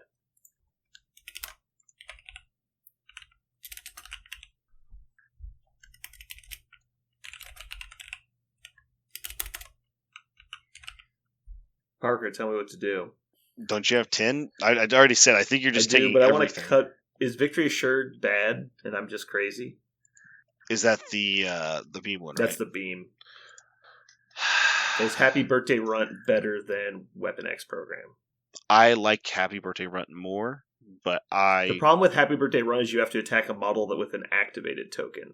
So sometimes that's hard. The cool thing, though, is if they attack your Sabretooth, you get to aggressive, then Savage Predator back at them, trigger the leadership.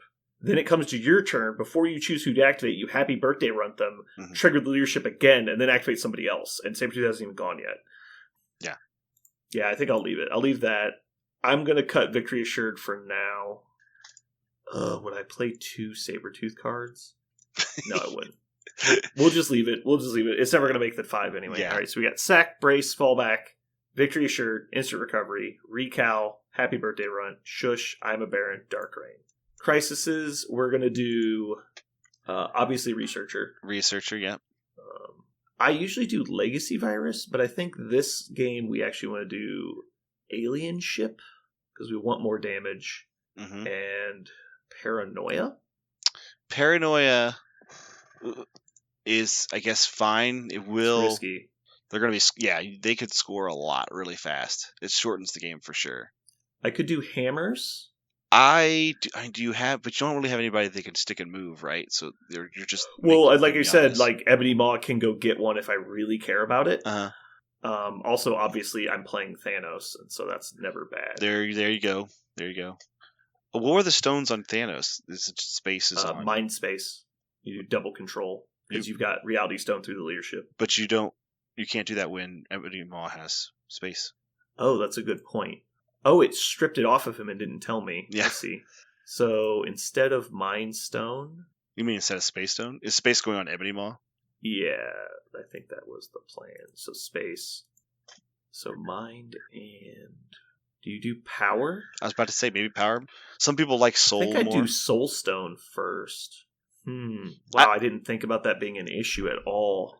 Did you say that earlier and I just ignored you? No, I just thought of it just now. You just said it now. God, that's so weird. I really don't want to do Reality. Reality does help him on the defensive side. Sure, but that's like the whole point of the efficiency is that you're not wasting it. Wait a minute. What happens if you roll a skull for the leadership and then it rolls into a skull? You would get it if you get 2 skulls. Yeah, you get to use both. So it's not a waste. It's just less likely to matter, right? Yeah. But we're playing an efficiency list. It's all about the math, right? You're playing a 5% advantage and you're trying to press it. I mean, let's consider this. Power does give Thanos 4 power on the turn 1 to let Red Skull do something. I did think about that. But then Thanos is empty. You're not wrong. I'm not saying it's great. I'm just saying it's a thing. Double move Power Stone or double move Mind Stone, that'd be fucking weird. Ooh, what about using the Time Stone? Because you're trying to trigger the leadership. Right? You'd like as many times as you can to roll better dice, yeah? Yeah, because you just get to Yahtzee a roll, including skulls, which is relevant. But let's say you roll 4 skulls. You're like, well, I don't want to leadership this. That's terrible. So you Yahtzee the whole thing like Doctor Strange. Yeah. And then trigger leadership on the next one. Oh, wait, would that not trigger leadership because it's a reroll? Let's see. Yeah, I think the crit step is when fast. Rolling dice as part of an attack that is linked, I think that means it's the attack step. Okay. So you would not get to reroll that. Yeah, I think it's specifically bad I think it's score energy. Okay, yeah, I'm off that train. That's terrible. No wonder no one plays this piece of shit. Yeah. I thought this was going to be fun. Now I'm very annoyed. You think it's got to be Thanos? I would want to. I'm a big fan of Soul Stone over Power Stone, but in this example, it's worse because you need the power on the first activation. But if you do use all of his power, then you're fucked anyway. I don't know. It's just like a catch-22. Yeah. What do people? What is it's Thanos Red Skull? Mind space every time. Yeah, I know, but what is Thanos? What does he? Does he even use Red Skull's power on turn 1? Then is that even a thing you care about? Well, Red Skull has to spend at least one, so you did leave one on Thanos if you want to pick up an extract.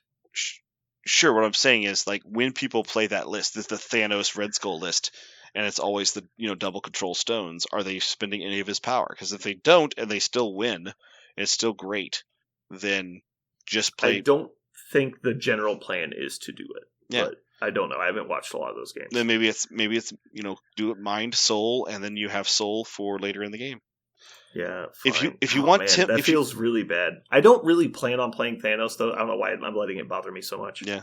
Okay, going back to missions, we'll do worthy alien ship researcher, and then on the downside we'll do gamma demons. Fisk, right? Fisk. Do like Fisk. I'm just worried that stun is going to be really bad for my team. I don't think it is. I think it is. Like, everyone on my team wants to just recycle their power over and over again. I don't think you're going to score that much. I think you're going to stop them from scoring. And then when the game is over, then you can start scoring 4. Like, that's what it is. Like, it's... No, but you can't let them have all of the points early. No, but... Like, you can do one turn, I'll give you both, but after that, you can't let them score it again. Right, but if... You can't give them 8 points off of 2 turns. No. But I'm saying you stop them from scoring early by either putting one character there or just killing them. But if I have Prio, they're going last, that's not necessarily an option. They're getting the choice on who's scoring it. Now, I might give them a bad choice, but they still have a choice. I think you can let them score 2. And then you do a damage to them, stun them, and then kill them, and they don't have any power. I'm bored with that part. The problem is at that point, I get stunned. Oh, because you're saying you think you have to score while you're killing them? No, it's because I would just be on top of them, trying to stop them from scoring. Because I can't put my model in a spot and go, well, I know for a fact I will kill you with this attack. And so you have to put your guys down, and then you end up killing half their models, and then all your shit is stunned because you're standing on top of them, killing them, and then they swing back into you, and then the game turns. That's usually how you lose that. I feel like between Scalpel and Zemo and the movement tech that you have all over the place, like, you have so many characters that move them and so many effects that move yourself. I don't think Fist is going to be that hard. I think you're always going to have an option to do something. I think the chances of your opponent scoring 4 points. But why wouldn't I just do intrusions instead? Because you have I guess if you don't care about spreading out, if you're going with a not Black Bolt plan, that's probably fine. The only thing I'm worried about with Mayor Fisk is that it is a blitzy score, and so if I'm already giving up the extracts, making that concession, that I must hold the blues, which is fine, but then I have to defend them while not scoring them, or else my stuff gets stunned. It gets wonky. And so I don't think this list, because it is vulnerable to stun, I don't think I want that mission. Normally, I love Mayor Fisk, but you can't have people like Zemo getting stunned. It just doesn't work well. Especially him just taking a free damage is also not great. You are not wrong. I'm just going to put in intrusions, and we'll see how it goes. Okay. I think the world would agree with you intrusions. I just don't like intrusions as much, but... Well, it's just because it's too complex for your brain to I don't understand how it works. It's impossible to understand. It's impossible. No one can figure it out. It's almost like you're standing in 3 places at once. Every time I have a character in one part of the board, all of a sudden my opponent's army is on top of that character, and it makes no sense. Well, because the interesting thing about intrusion specifically, which might not be the way you play it, which I don't think it is when you're just saying, I fucking dare you to try and win on points, and you don't even pick up the extracts. Yeah. It's like, yeah, but now I'm mobile and you're not. Mm-hmm. And I just put the extracts away from the points to where if you're running away to get the extracts, well, now I'm getting all the secures and I'm chasing you. And so it puts them in this really weird spot where they want to hold their points, but then they're not mobile and you are, and it's really weird. Mm. And so then they end up not using the portals when they should because they're holding 2 extracts. And they're like, well, I can't drop my 2 extracts. So they just waste an activation and stand there. And it's really, really bad for them. And so I like playing that strategy. There's also something else that I've, just in my intrusions, game I played the other day with Hulkbuster, is when your models are mobile and you want to just move to the other intrusion and attack and stuff, like you can. Like they're not that far away.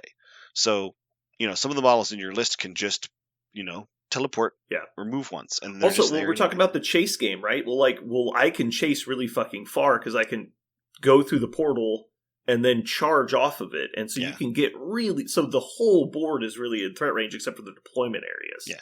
And so that's really hard to hide from you. That's true. Versus if you're on a normal board, they're like, oh, I double move and hop. And you're like, oh, well, now you're out of threat range. I cannot attack you. Well, that never happens on intrusions. Yeah. Ship it. All right. Yep. So final read through, just in case people were not, just making sure people understand. I know verbally reading lists is not the best, but here we go. Red Skull 3, Bob, Zemo, Mordo, and Sabretooth are the affiliated. Then we've got Valkyrie, Logan, Black Bolt, Ebony Maw with the Space Stone, Thanos with Mind and Soul. But I think he's mostly in there as a bluff. I don't really want to play Thanos a lot. But, sometimes he's the right choice. I think you put reality on him and just for the super bluff to see if anybody catches it. I'm kind of there. The only thing is when he's getting played, I'm really using him for researcher. I think is when he's mostly getting played. Mm-hmm. And at that point, like Soulstone's amazing on researcher. It's just you have all the power. And so everyone's getting buffs all the time. Although now that Cosmic Portal's limited, actually, you know what? We're switching to reality still. Oh, okay. That's a good point. Mind reality. I think the first time you roll 2 skulls on his attack and you're just like, suck it, take 2 more. I'll do that all the time. Yeah. And on defense is nothing to scoff at. Yeah. Okay. Tactics cards, we have Dark Rain, I Am a Baron After All, Shush, Happy Birthday Runt, Recal, Instant Recovery, Victory Assured, Fallback, Brace, Sacrifice. Missions are Researcher, Alien Ship, Worthy, Gamma Wave, Demons, Intrusions. Shipped. Mm-hmm. I shall call you. I forget how you name these things. I'll figure it out later. Angry Skulls. I don't know. Alrighty. Is there anything else you want to talk about? Oh no, man. I'm done for. Pretty drained. All right. Well, we had a really long pre-ramble today. If you guys want to stick around and listen, we mostly do talks about books. But that's coming up right after the music. This has been Brandon. And Parker. And you've just listened to The Gang Talk About Dresden Files.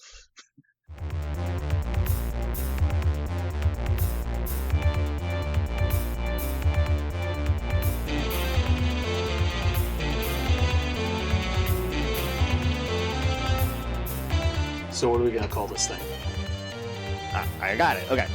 Incredible, new, fantastic, astonishing, mighty, original, uncanny, sensational podcast. I'm just going to put down infamous.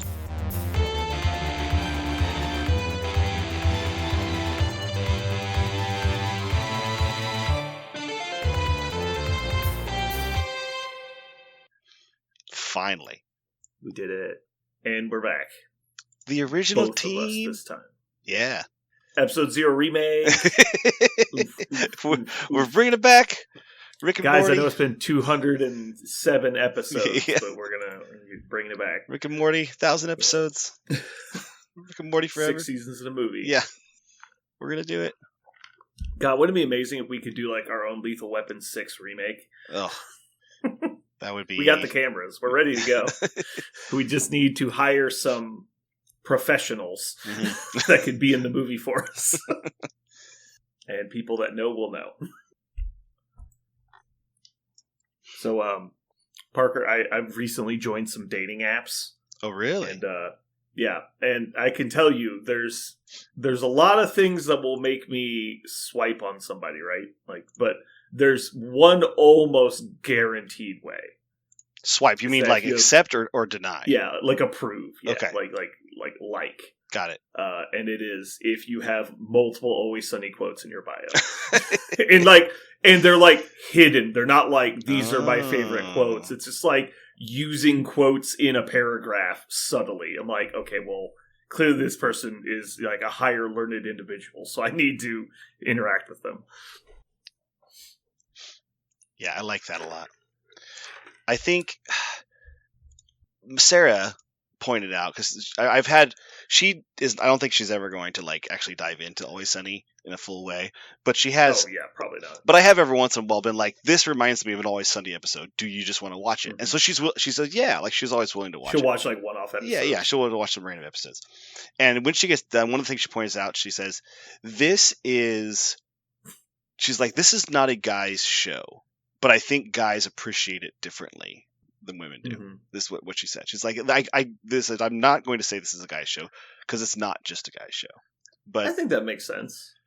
Like, just from the perspective of, I think generally speaking, obviously there's vast spectrums that people exist on, but I think it's more true that men are more of the mental trait of like liking to see chaotic failure within like an attempt to do something.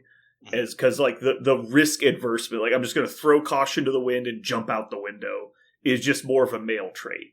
And so I could see that, and that happens a lot in the show. And like I could see a lot of people that are more concerned with their own safety not enjoying different jokes in the show because they're constantly just putting themselves in really unsafe situations. Mm-hmm. And I usually tie that to a male trait. Also, there's a lot of moments in the show that guys would appreciate specifically, and because there's a lot of just guy conversations, right? There's a lot of scenes between the three main guy characters. Yeah. And so, like, there's some episodes that feature D, like, almost not at all, like, very, very little. Yeah. So, and D also is, like, a terrible person. Like, they're all terrible people. They're all just pure awful people. Right. The only one on the show you can argue is a good person is Charlie, who commonly does awful things. Yeah. But, like, usually it's for what he considers to be a good reason. Mm-hmm. Yeah, I really... Oh, man. I had a weird, like, moment the other day when I was like, I need to rewatch the wedding episode. For some reason, I watched just the wedding episode. The one... where the two-parter? No. The Boyle's wedding? Yeah, the Boyle's wedding. Okay, that's a two-parter. Yeah, I rewatched that the other day. Man, that was amazing. Yeah, because it's like the shot in reverse thing where they're like remembering what happened. Mm-hmm. And it's from different perspectives.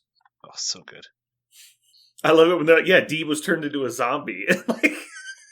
And then like from their perspective, they tell the stories like, yeah, she was a zombie. She was flesh-eating monster. And then from her perspective, it's just like, how could you ever say something like that? It was so funny. I was actually just sitting around thinking today that there's some episodes in television that like transcend the show's fandom. And there's several Always Sunny ones, but like it's such a lesser known show compared to like other mainstream, because it is a mainstream show at this point. Mm-hmm. It has been for a while.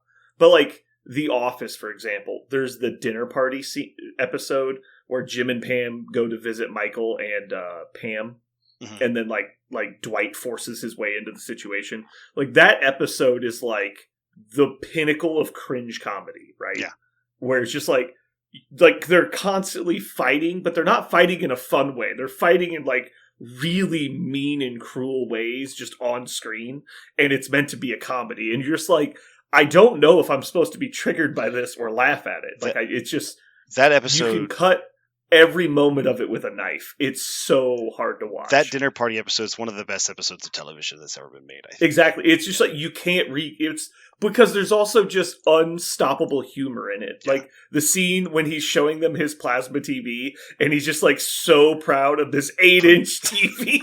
And it's like, if I get like a lot of people over, and you can tell he's never done this because he's not allowed to have guests, and he just pushes it back an inch. Oh my god. And so like that transcends comedy, right? Like there's that's just everyone knows of that because you've seen clips of it from somewhere or it's referenced so often. Mm-hmm. And so there's stuff like that. I think the Pepe Sylvia one for Always Sunny is that because everyone's seen the meme. Yeah, that one is that whole episode actually is really funny though. There's lots of beats in that episode, and that's the one that gets a lot of hype, right? It's the popular meme, but it's kind of hard sometimes to think about. Also, the dentist system, like that episode, is another one that's just like pinnacle. Everything about that episode is wonderful. Is that the name of the episode? The dentist system? I can't. The dentist system, yeah.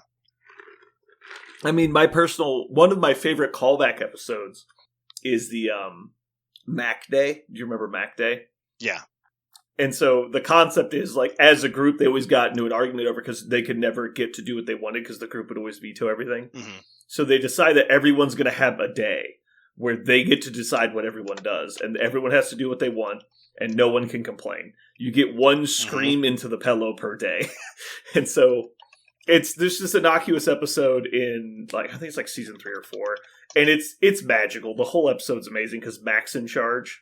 And Mac is a special person. Like, he is just all over the place, like, from a belief system.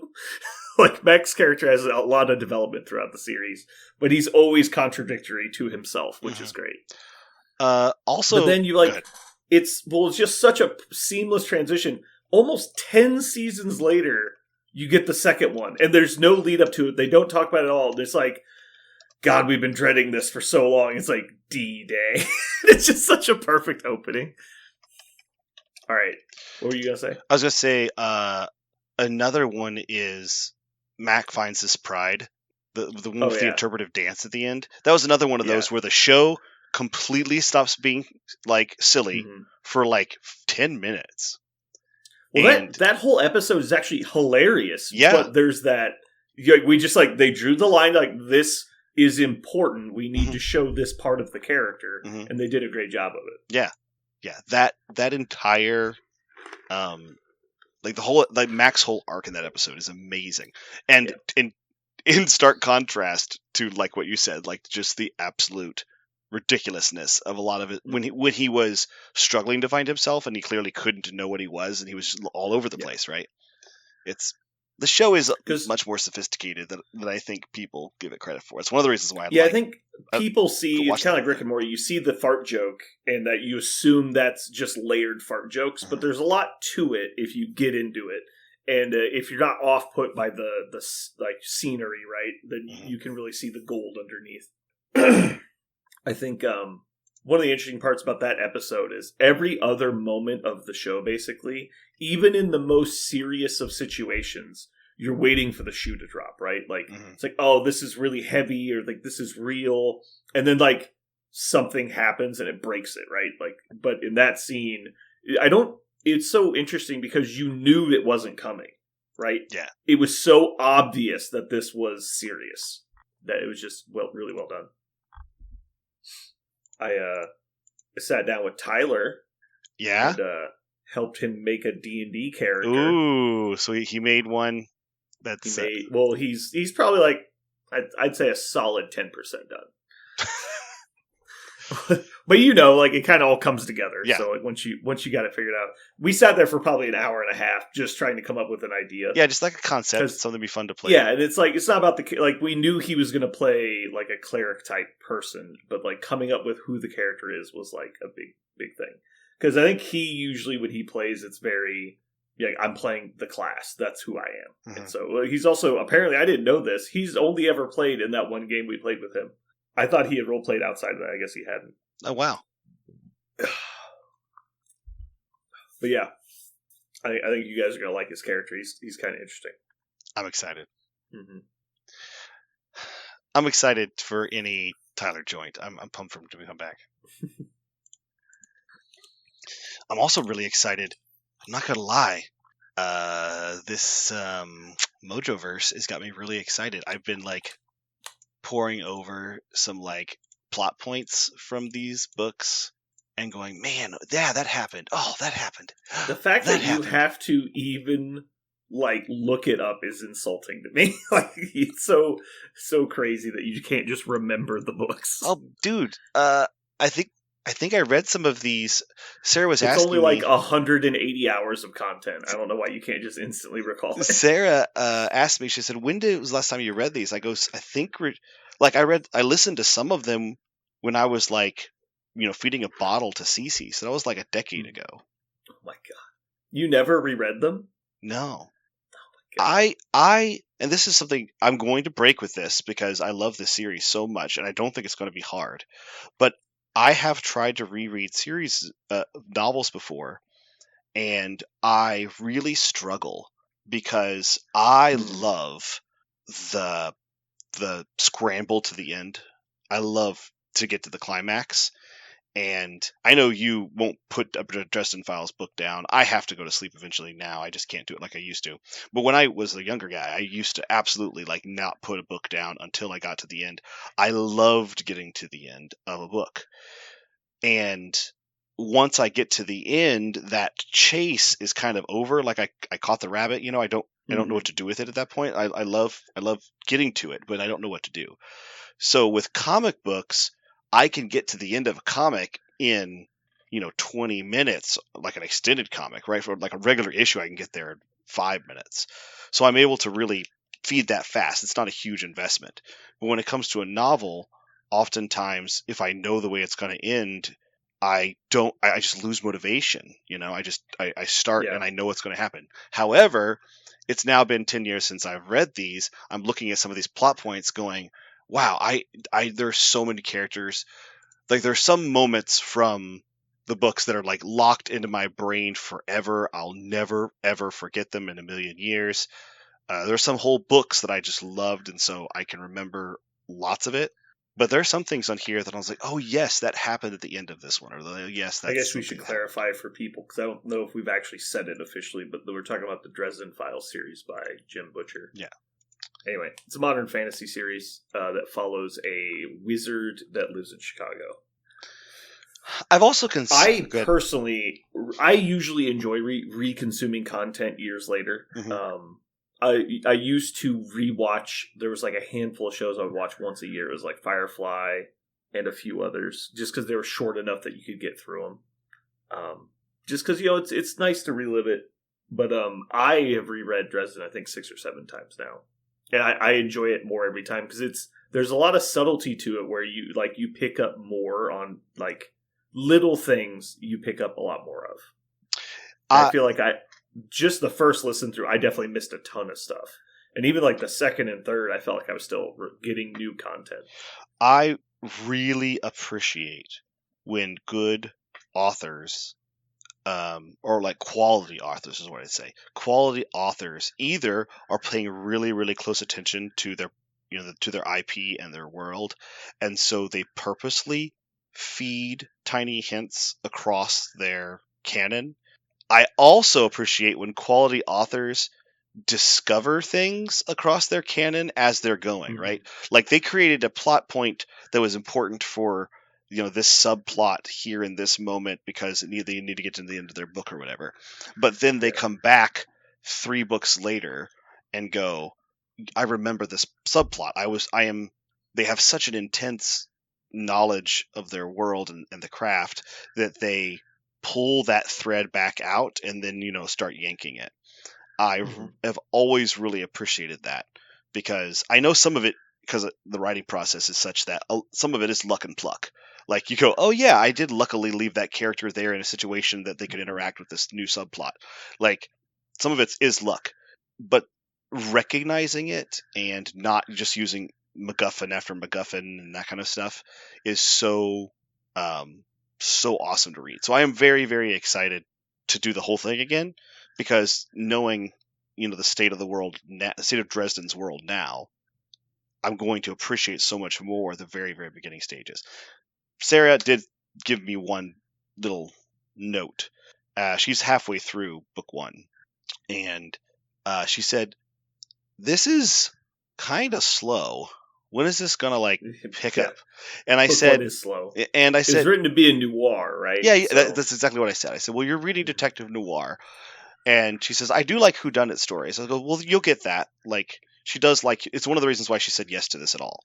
Is like she likes whodunit." I said, "A lot of them are whodunits. Most of them are whodunits."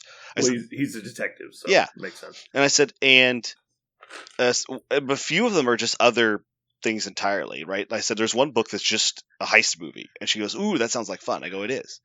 I said, also, and she didn't know this was going to happen. I said, but it's not like each book is a different, it's not that each book is a different, mystery to solve, which is how most detective books are, right? It's just a new setting, new client, new strange mystery. I said it's not that. Actually, Harry becomes more and more and more entangled in this world. And I said one of my favorite things about this is how every single adventure that he goes on, he gets just a little bit bigger in the magical world and the real world. And like at the stage he's at now in the current series, he is an incredibly important single thing. And it's really cool to watch this slow transition because it takes so long. He's really just a nobody when the series starts. Yeah. And he slowly builds up to being an important character in the world. He, in a lot of ways, he's less than a nobody. Like the first way he's presented is as a joke, right? Like people think he's a joke and a flim-flam artist, and the magical community doesn't appreciate how he treats everything so nonchalantly. And I think it's really cool to see his transition to what he is. So, listeners, if you haven't ever engaged in it, it's the best, not even close, modern fantasy story ever. Period. Full stop. If there's a better one, I'd like to read it. Yeah. Well, I don't even think read it. Like, pick your modern fantasy setting. You're like Underworld or I'm just trying to think of another like kind of a Harry Potter's like the popular. Yeah. Harry Potter, like Percy Jackson, like all of those. And I actually like the Harry Potter universe. I like the Percy Jackson universe. The gods. Who wrote gods? Shit. Is it New Gods? Is that the name of the series? American Gods? Is American Gods? Is that it? Am I just? That was a TV show based on a book series. Yeah, American Gods. Who wrote American Gods? Neil Gaiman. Neil Gaiman wrote that. So like, I have not read American Gods. I've not read it, but I know people really like it, and I think all of those have their place. But I don't think maybe I need to read American Gods to decide and really put it next to it. But I don't think it could compare. I don't think it can. When I got into reading fiction, not probably like 5-10 years ago now, is I kind of discovered that I like modern fantasy, and I did not expect that I would going into it, because normally when it comes to like other aspects of pop culture, I don't like modern fantasy. I prefer just hard fantasy, or I don't know, like kind of pick a genre, and modern fantasy is more combining two genres. And so I was surprised that I liked it, and then I found a bunch of different books, and then Dresden Files is the one that hooked me the most. Another one I did like was the Alex Virus series, which takes place in Britain. It's a lot slower than Dresden is, but I think it's good. I think they did a really good job they made it really fun, the applications of like the magic. Also, they did something that I like about a lot of Marvel titles also, where they think about, okay, so this fantasy thing actually exists in the real world. What would people use it for, right? Like what, you know what I mean? Like a magical property interacts with a human problem solver, right? Mm-hmm. Are you saying that about which series? The Alex Virus series. Okay. And they don't really tackle that in Dresden Files, right? They specifically... I actually felt the opposite. I didn't feel they tackled that at all in the Virus series, as they just kind of ignored the fact that humans exist, and they just go along about their business. Oh... It's much more Harry Potter in that regard, is at least the way I felt about it. I guess what I'm saying is, like... I would say that the magical community is very organized in the Virus franchise. Well, but I don't think they really show you how they interact with humans almost at all, other than the people that are clued in. Oh, no, not what I mean interact with the human world. I mean the non-magical world. I mean how... Okay, so humanity, with all of its virtues and its flaws, are given this extra faculty that we currently don't have. Like in one of the series, one of the things that I thought was really warped, but also a mirror dark, was I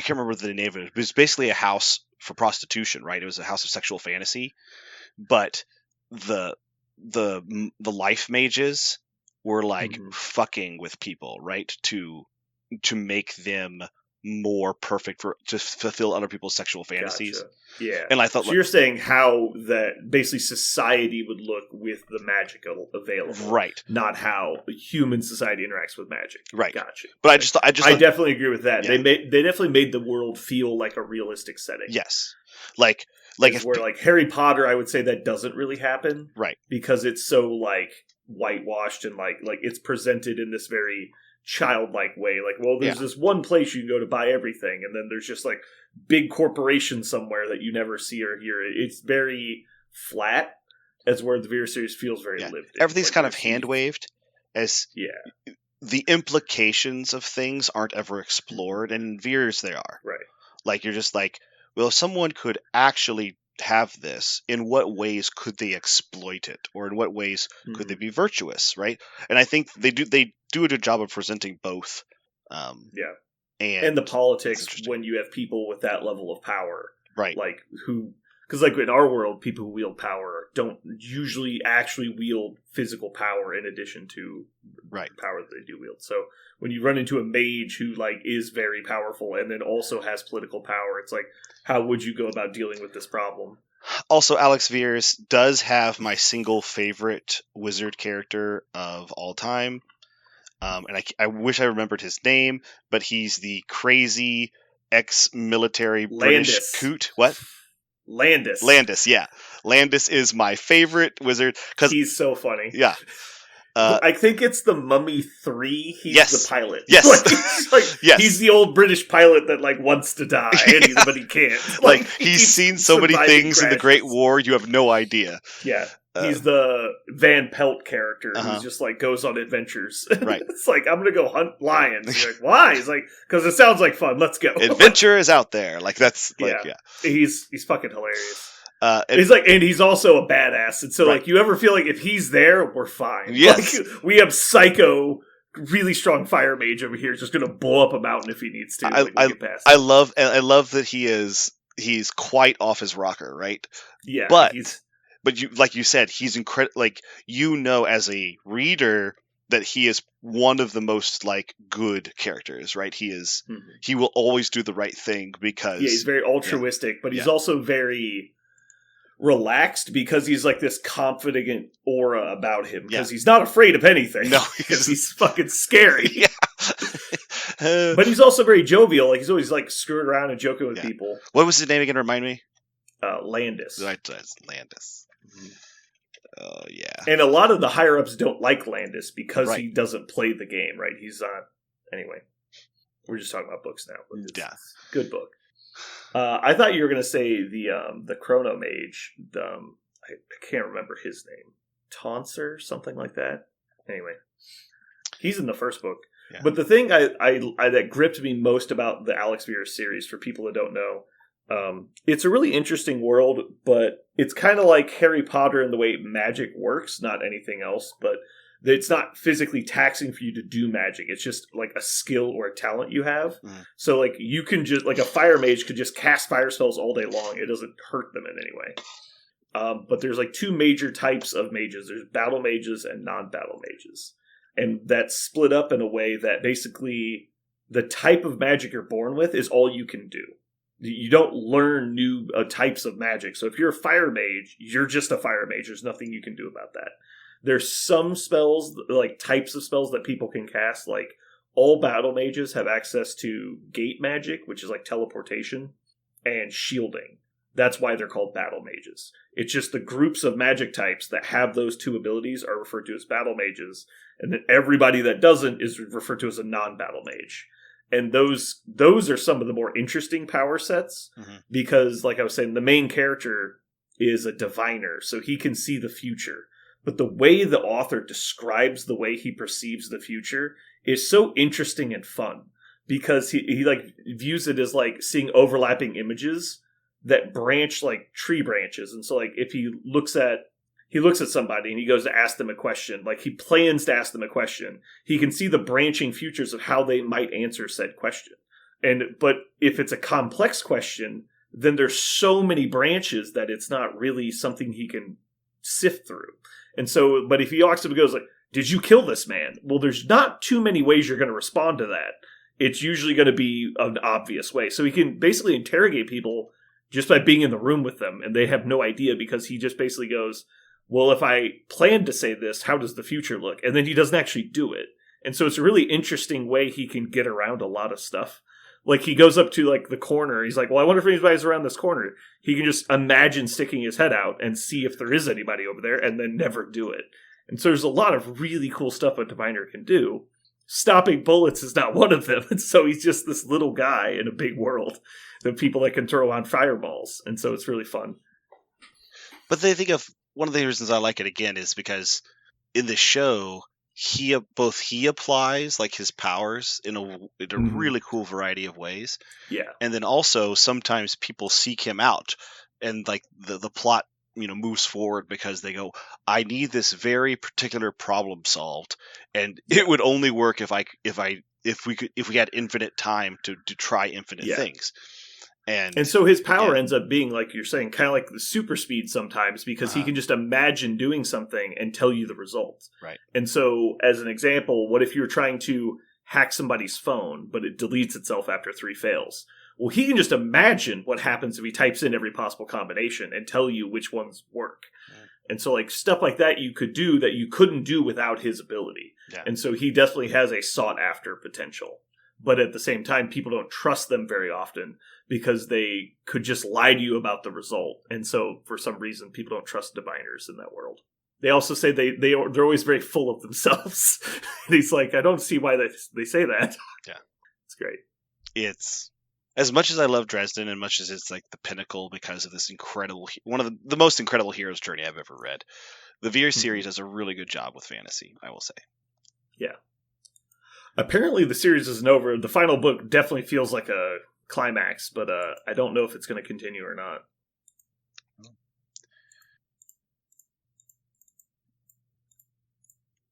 I want you to know I haven't dove into yet more anime yet. I'm excited to. I haven't actually. Oh. I've just been doing so much, honestly, so much school.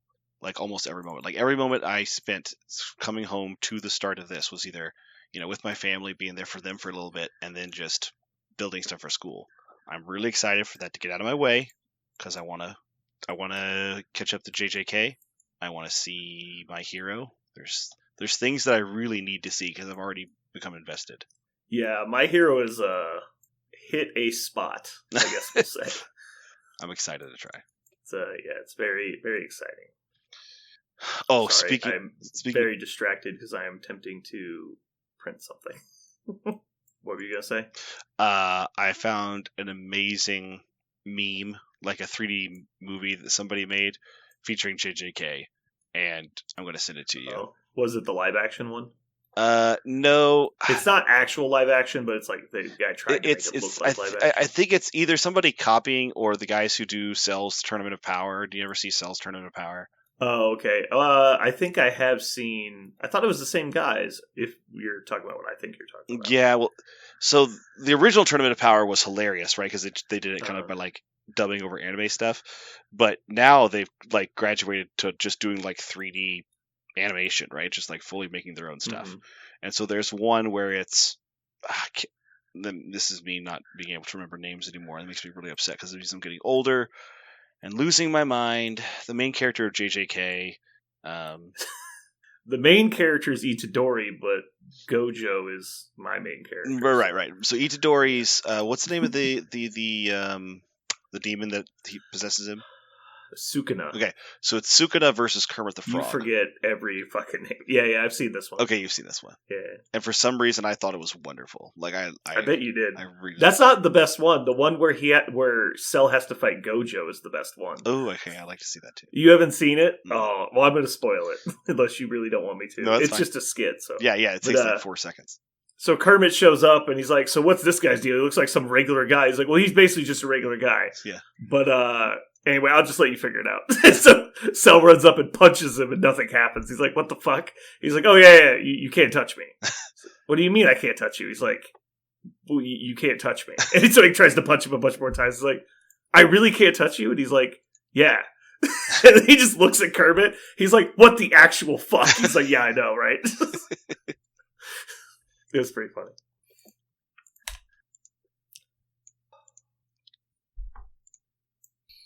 we're going to give this a shot. What could possibly go wrong other than everything? All right, I'll be back in like 1 minute.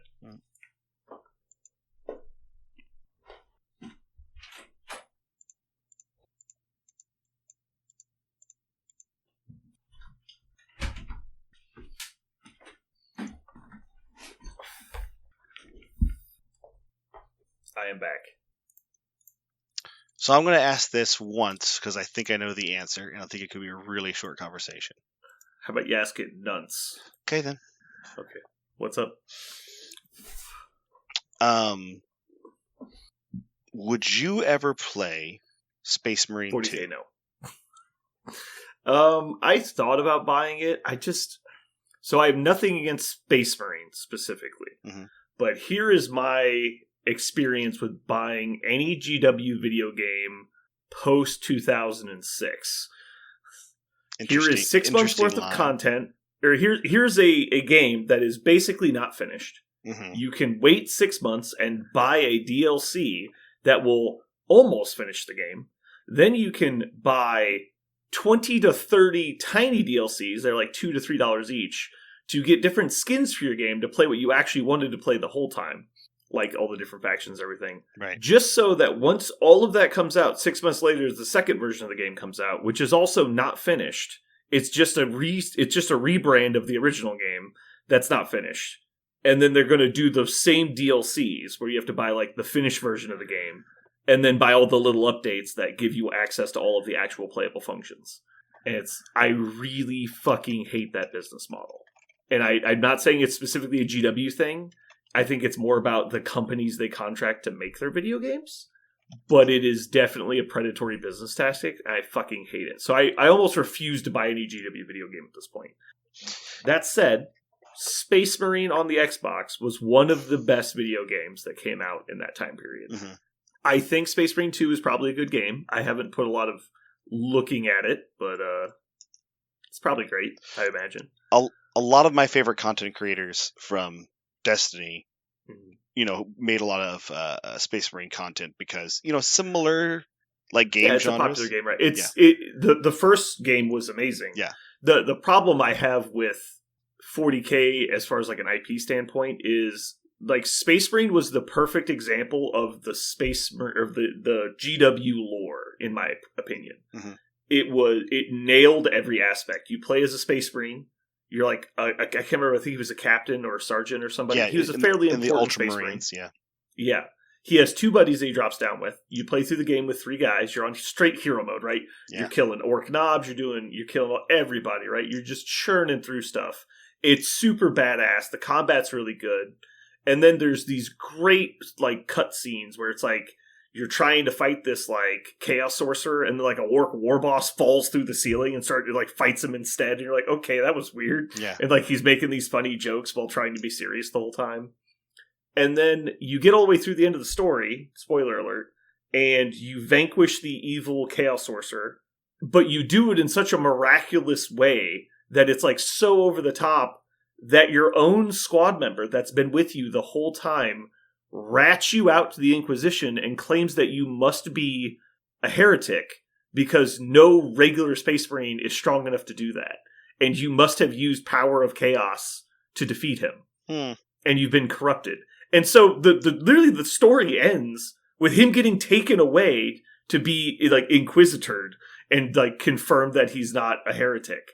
And like, so all of the work he put in was like, and just for it to be still the Dark Imperium where you get fucked for trying to do the right thing. Like, that was so perfect. Yeah. Because that is the fucking Imperium. They're so psychotically paranoid that if you do anything that you might, if you even think what a heretic might look like, they shoot you. Like, and so that was so perfect to me. And nowadays the IP is very different. And so I'm not saying it's bad. I'm just saying it's not the IP that I grew up with. And it's not the one I like the most. Mm-hmm. So, but I imagine the game's probably great. Are you asking me if I would play with you? So this is the after, reviewing a lot of reviews myself and learning more about the game, I have in the past really liked third-person action RPGs. And this is definitely like heavily on the action, right? A little bit of RPG element, mostly third-person action. I have really liked them before.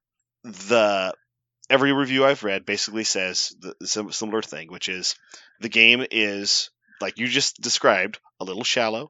It's based on seasonal content, which is not a 40K thing. It's an every game company is going to this seasonal model, right? So they can put out a game that is 60% done and then slowly trickle out the 40%. I understand the seasonal structure being a good business model, because even if they do the full release game, they don't make you wait for anything.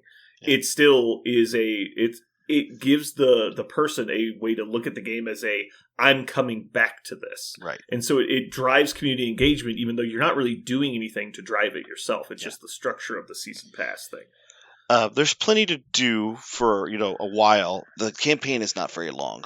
So what I have heard is that if you're trying to do like a single player version of the game, you can play a lot of the modes in single player, but it's not where the fun's at. The fun is with playing it with friends, getting some Battle Brothers online and kicking ass, right? Like that is how to enjoy it. And right now I don't know of anybody else that's willing to play it. And so I was like, I wonder if Brandon would play that game. I wonder if something you would do. It's funny because like everyone at the store, it's all they're talking about. I'm sure. It's like Diablo, right? It's like you just got to know who's playing it and talk to them. Yeah, I'm sure. But see, I mean, nothing to disparage 40K players, but I like 2 of them. Yeah, I know. So, and only one of them half the time. Sorry, no, I like 3 of them, but I don't think Jim plays video games. I think Jim 100% plays fucking video games. Oh, does he? So, okay.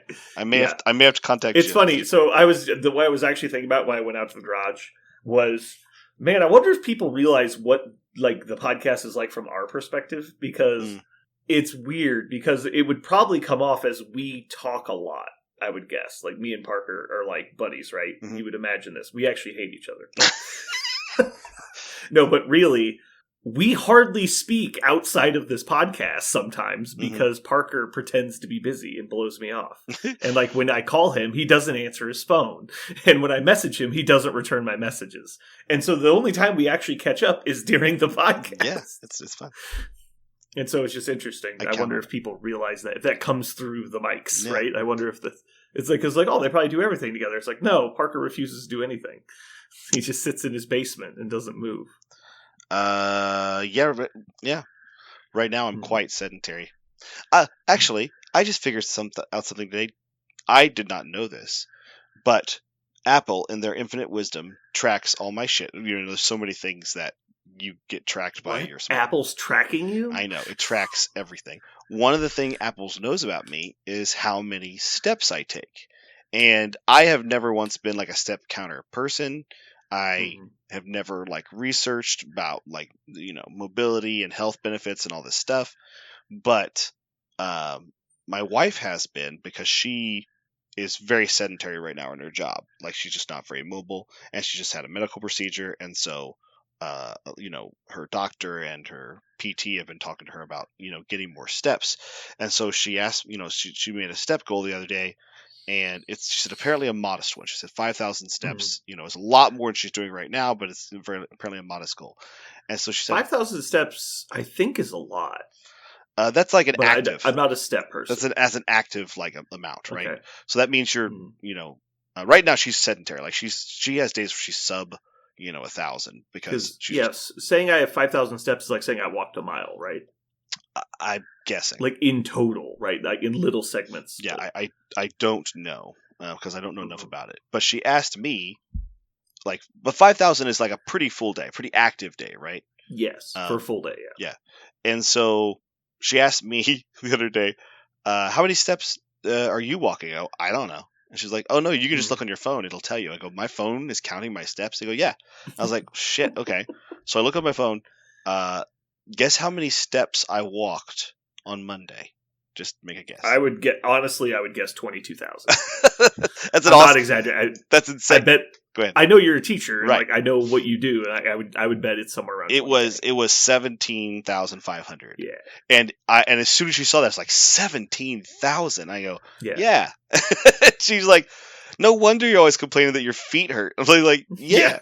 Just like, 17,000. And I didn't know this, but my average is 10,000. And And she's like, that's crazy. Like, most people's average is somewhere between 2,000 to 5,000.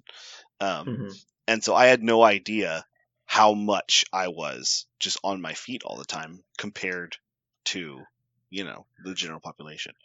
So you're talking about like activity and sitting down at my computer. But apparently I don't. I was off today. I got 4,977 steps. There you go. God, I wonder what I do. So how long back can you go? Do you know? I don't know. I actually haven't. I didn't explore it. Oh, here we go. It says year data. I want to go to like Adepticon and see how many steps I had. This is like God, it's fucking crazy. I didn't sit down for like 12 hours. Yeah. Okay, let's see. All right, so that would have been August time frame, or not August, April time frame. Yeah, what's your daily average? My daily average is 9,700 as of the last 7 days. The average for the last 7 days was 9,700. This year so far, it's been 7,000. But I know why. In the summer, my steps go down. They just drop down. So the summer's a larger percentage of the year for you right now. Yeah. Well, no, sorry. The school year, they go up so high, right? When I'm teaching, I have so many more. When you look at like the graph of the week, it's like Saturday and Sunday are little bitty bars, and then every other day is just huge. So it's clearly my job driving me towards this. But it made me realize just how much mileage I'm putting on my feet and my ankles. And then when I get home, I want to sit down and like sometimes I'll lay down on the couch and I'll just put my legs like up on the couch just to pull bloods away from them because it just feels terrible. I thought this would be way higher. I only had 11,000 steps at Adepticon on one single day. Oh wait, what is this? April 11th, 21,000 steps. There you go. Yeah. I would imagine that every Chiefs game I have a huge spike because we literally intentionally park a mile from the stadium. So what is this? August 26th. Yeah, I hit 10,000 usually. Looks like once a week. Anyway, that's really fun content for everybody at home. I don't know. Maybe some people are out there going, "Whoa!" Maybe some people are out there that's pussy shit. I remember when the steps. The reason I never cared about steps when the step thing became a thing. Guess what I was doing? I was working in a warehouse 8 hours a day. Oh yeah, not sitting down. And then after that, guess what I would do? I would go to the fucking game store and stand at a game table for 4 hours. Yeah. So being on my feet was not a problem. Yeah.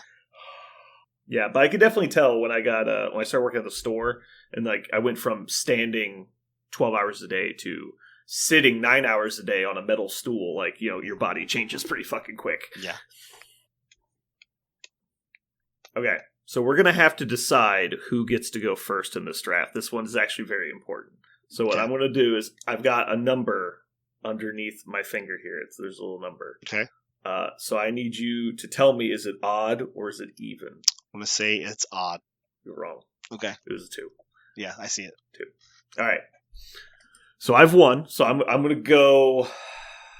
I'm going to go first, but I think it's actually a mistake against you. I think I should go second. I'm just going to say that for the record. Okay. Because I think I know what books you're going to choose. Oh. And at least, so the problem is the number 1, I think, is a hard number 1. Oh, actually, hold on. No, I want to go second. Okay. Because I'll give you the best book. Because I think the best book is unanimous. But I want second and third. Oh, shit. You think the best book is unanimous?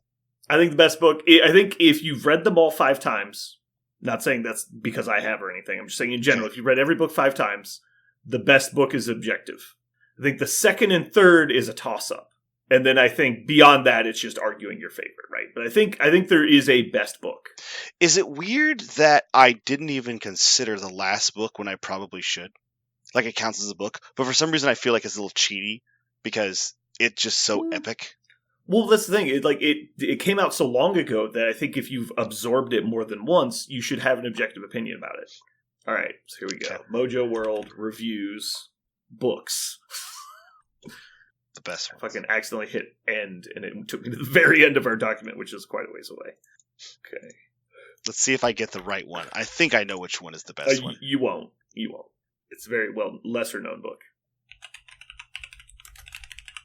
I think I know which one you'll say first. I'm curious. So there's a couple different ways we can do this, because I think we should do top 3 books each. I think that's a good. You want me to list all 3? No. So we'll do it the normal drafting style. Okay. So you'll do 1. You'll do 1. I'll do 2. You'll do 2. I'll do 1, and we'll be done. So I'm gonna get 2nd, 3rd, and 6th pick. You'll get 1st, 4th, and 5th. Okay. But then also, it's just the 2 of us. Couldn't we just go back and forth, or is that just a terrible way to do it? I think you get into the weeds towards the end. Okay. But if you want to, we can. The thing I was gonna say after that is, after that, choose your favorite section of 5 books. Okay. So 1 through 5, 6 through 10, 11 through 15. Oh shit! The numbers of them. But I mean, I think that's going to be pretty automatic. Yeah. Okay. I think there's an obvious best choice. So let's do 3 each. See where we're at, and if you want to keep going, we can do 5 each, and that way we're picking most of the series. Okay. Moving into Mojo World this week, we have the Dresden Files, the novel series by Jim Butcher. It's modern fantasy. There are currently 17 full-length novels out, and a lot of short stories. There are 2 short story anthologies, which each have, I think, like 12 plus stories in them, and then there's a bunch of other books that haven't yet been added to an anthology. All right. So today, Parker is going first.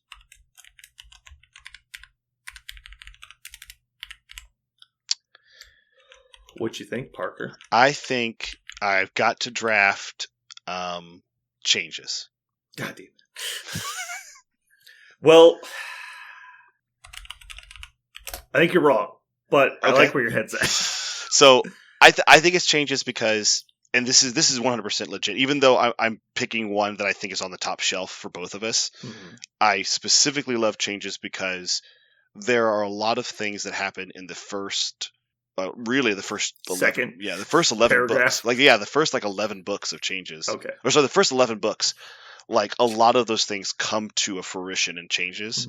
And one of the main ones is his relationship, right? His romantic relationship, his first one anyway, comes to a big head and changes. And there's so many things kind of done in changes. It feels like the balloon is growing in size the entire time this series is going on. Right. The tension, the stakes, everything keeps piling up until it hits a critical mass, which is changes. Yeah. So yeah, changes. There's no question what the top 3 are. It's only what order do you put them in. Yeah. And so I would also say if Butcher wanted to end the book in the series at changes, he probably could have done it. He could have. Oh yeah, I think you easily could have. Yeah, it's such an amazing capstone, right? And it's probably one of the most emotionally powerful books in the series for sure. Yeah. All right, so you've taken changes. That leaves me with the next 2 home runs, which is Battlegrounds. Okay. Which is book 17. By the way, for people at home, Changes is book 12 in the series. Battlegrounds, book 17, is the most recent book. And then, it's hard to say anything about the book without giving spoilers, because the whole book, again, much like Changes, the whole book is super important and critical. There is really no soft spots in those books. No. But you definitely get a feel in both of these books where the series is going. And so you kind of have ideas moving around the entire time you're reading. And then you get to these books, you're like, okay, I now see the road ahead.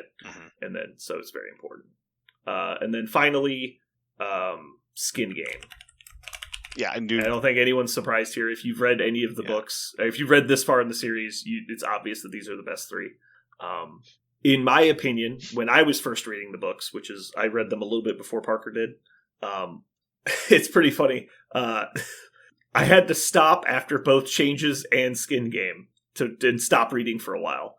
And it was due to just life events and had nothing to do with me wanting to read more, because I definitely fucking wanted to read more. But the funny part was I was in between paychecks when I read Changes. And oh man! So I didn't have the money to buy the next book yet. Oh so man! I was like, God damn it! So I was so frustrated. It's like, God damn! I really want to read book 13. I'm so desperate. I want to read book 13. And so I created an Audible account under a new email address and got the book that way. And then when I got paid, I bought it back on the main account. Nice. That was pretty funny.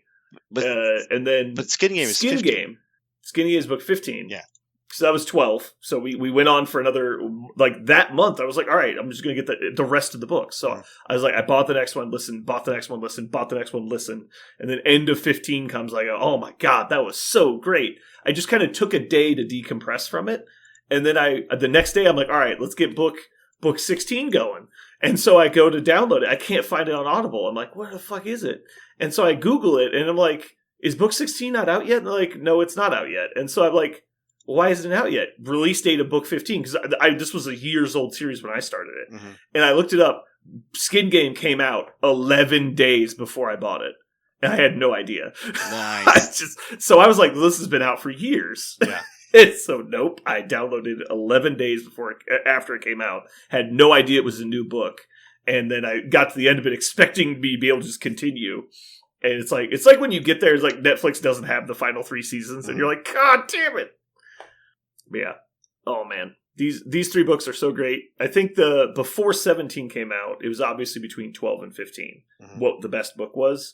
I think it's mostly just a personality trait, which one you like more. Yeah. One's more fun, one's more heavy. So, all right. Skin Game has, for me, perhaps the single best scene he ever writes. Ooh. Which is the scene in front of his house. And I'm not going to say more than that. Yeah, that is a amazing scene. That scene is one of the coolest scenes, I think, that he wrote in the whole thing. Yeah. There are so many... God, I could talk for hours about Dresden. Yeah. We probably shouldn't go into it. Let me give my 2, and then we can do... Yeah, so go ahead and do your second and third pick. Okay, so I'm actually going to pick my personal favorites, because you're right. Yeah, I know. The top 3 are gone from my list now. But I'm curious to know if you already knew these. I think you do. My number 2 pick is definitely Cold Days. Yeah. That surprises me. I thought you were going to go with the other one first. I love Cold Days because it's all about my favorite part of the series, which is the fairies. Yeah. I love the fairies. And, Cold Days is book 14. Yep. And my last one is Deadbeat. Yeah. And I love Deadbeat because Deadbeat was actually the book number 7, and you would think like surely he's into it by now, but number 7 was when I was like, well, I'm reading all these from now on, always, forever. Like I'm never going to. As soon as you can. 7 is, oh man, it's like all of the most. How do I put this? It's like the strongest essence of what Dresden is, and so it's like they cut away all the bullshit, and it's just like. If you could boil it down and condense Dresden Files, that's like what book 7 is. Yeah. It's not the best book. It's just the most Dresden book, right? Mm-hmm. I would agree. And so it's like, it's a great amalgamation of like all of the important things that make the book what it is. It's got intrigue. It's got mystery. It's got, horror. It's got comedy. It's got all kinds of like cool plot devices and like politics going on. It's so great. And you meet one of the more beloved characters in the series in that book. Yeah. They do it really is. He, like you said, he pulls out every Dresden Files thing in this book. And it's not like a seminal book like Changes or Battleground, right? Yeah. Where it's this like huge consequential thing for the whole world. It's not just really another book in the series. Yeah. But man, if you get to 7 and don't like it, just stop. Yeah, because you should stop. For some reason, you hate it. Like it's right. like it's you won't like 7. You won't like the rest of them because 7 feel. And that is and also it has my favorite single. It has my favorite single Dresden moment. Like Dresden uses magic, wizard. Like I'm not going to spoil anything, but yeah, don't. It's I love it. All right, I have not put a lot of thought into this after these 5. I knew you were going to take book 7, which is Deadbeat, but I did not expect Cold Days. I thought you would take a different one. Oh, what was the one you thought I would do? I don't know. Okay. I wasn't sure. I figured. I love the fairies so much. It's really hard to say. Well, if you love fairies, you pick the right one. Yeah. Cold Days is the best fairy book. So also, my favorite character. I can share this. My favorite character in the whole series is Mab. Like I love Mab. I think she's one of the most interesting. Spoiler. Intricate characters that there is, and she's featured prominently in Cold Days. There's particularly a great scene with her in that book too. Yeah. All right. I think I'm gonna go with. What are you doing right now? What are we doing? I'm picking my final book. Oh, that's right. You have one more. I get the last pick, sir. That's right. Because you're either first or you're last. And you're last. That's how it works. Okay, I'm gonna go with Small Favor, book 10. Okay. I know there's so many reasons you could take this book. It introduces a key plot point to the story in a location that Dresden goes to. You meet. It crosses multiple plot lines together. It's just one of the first books that does that. It's one of the first books where you see two major threads kind of get weaved together.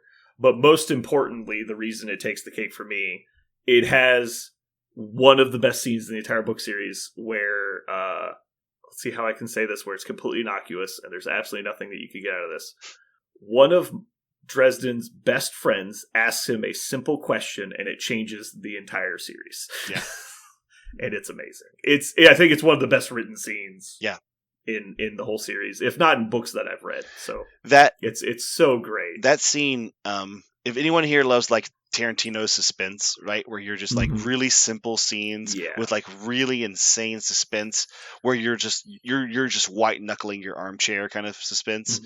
That happens in a book. And if you're like, that shouldn't be able to happen in a book, you're like, it happens in a book. It happens in this book. It's like the basement scene in Inglourious Basterds, where you're just like, you at one moment you're like, okay, this is gonna go all right, and then something happens and you go, no one's making it out of here alive. And you're like, what do we do about this?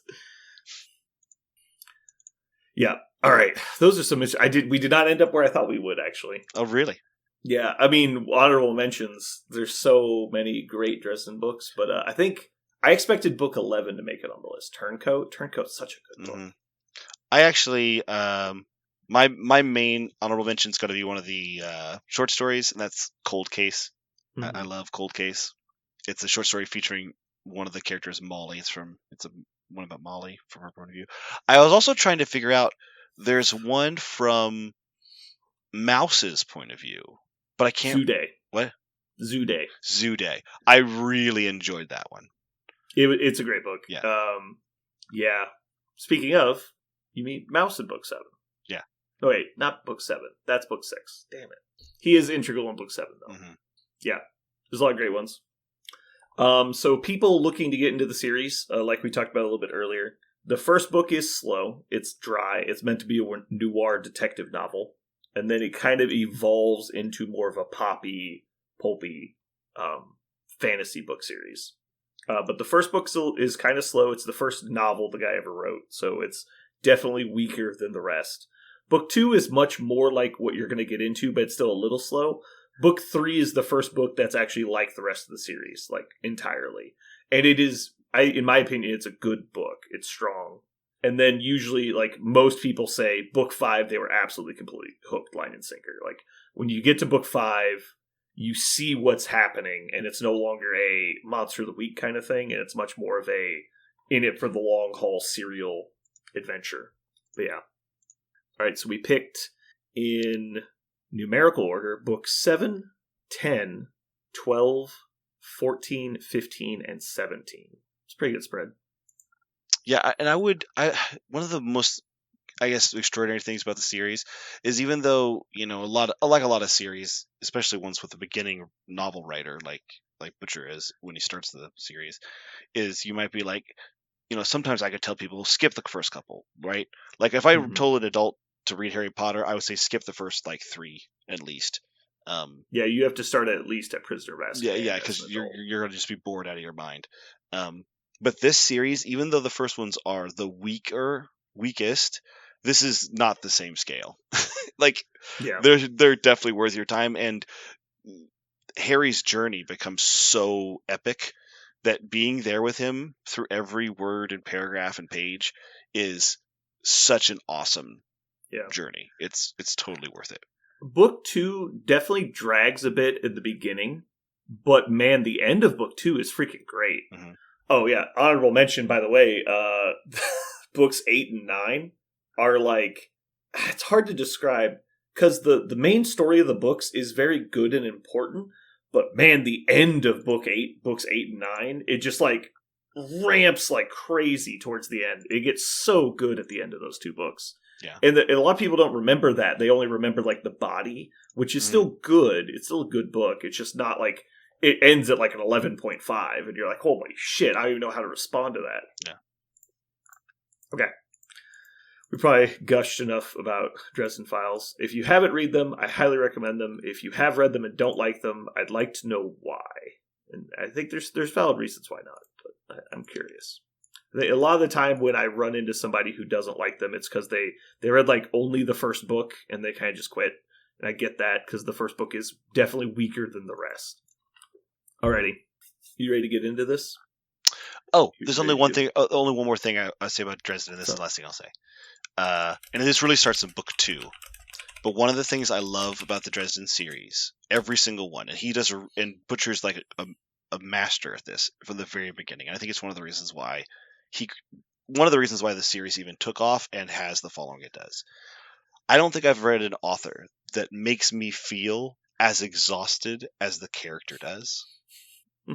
And I know that seems like maybe a bad thing, like physically exhausted, like mentally exhausted, like stressed out, like emotionally exhausted. Yeah, like every story is not Dresden's whole life, right? It's usually just like a few days or a few weeks of his life, and they're the impactful moments that are really shaping him as a person, and they're usually traumatic as hell.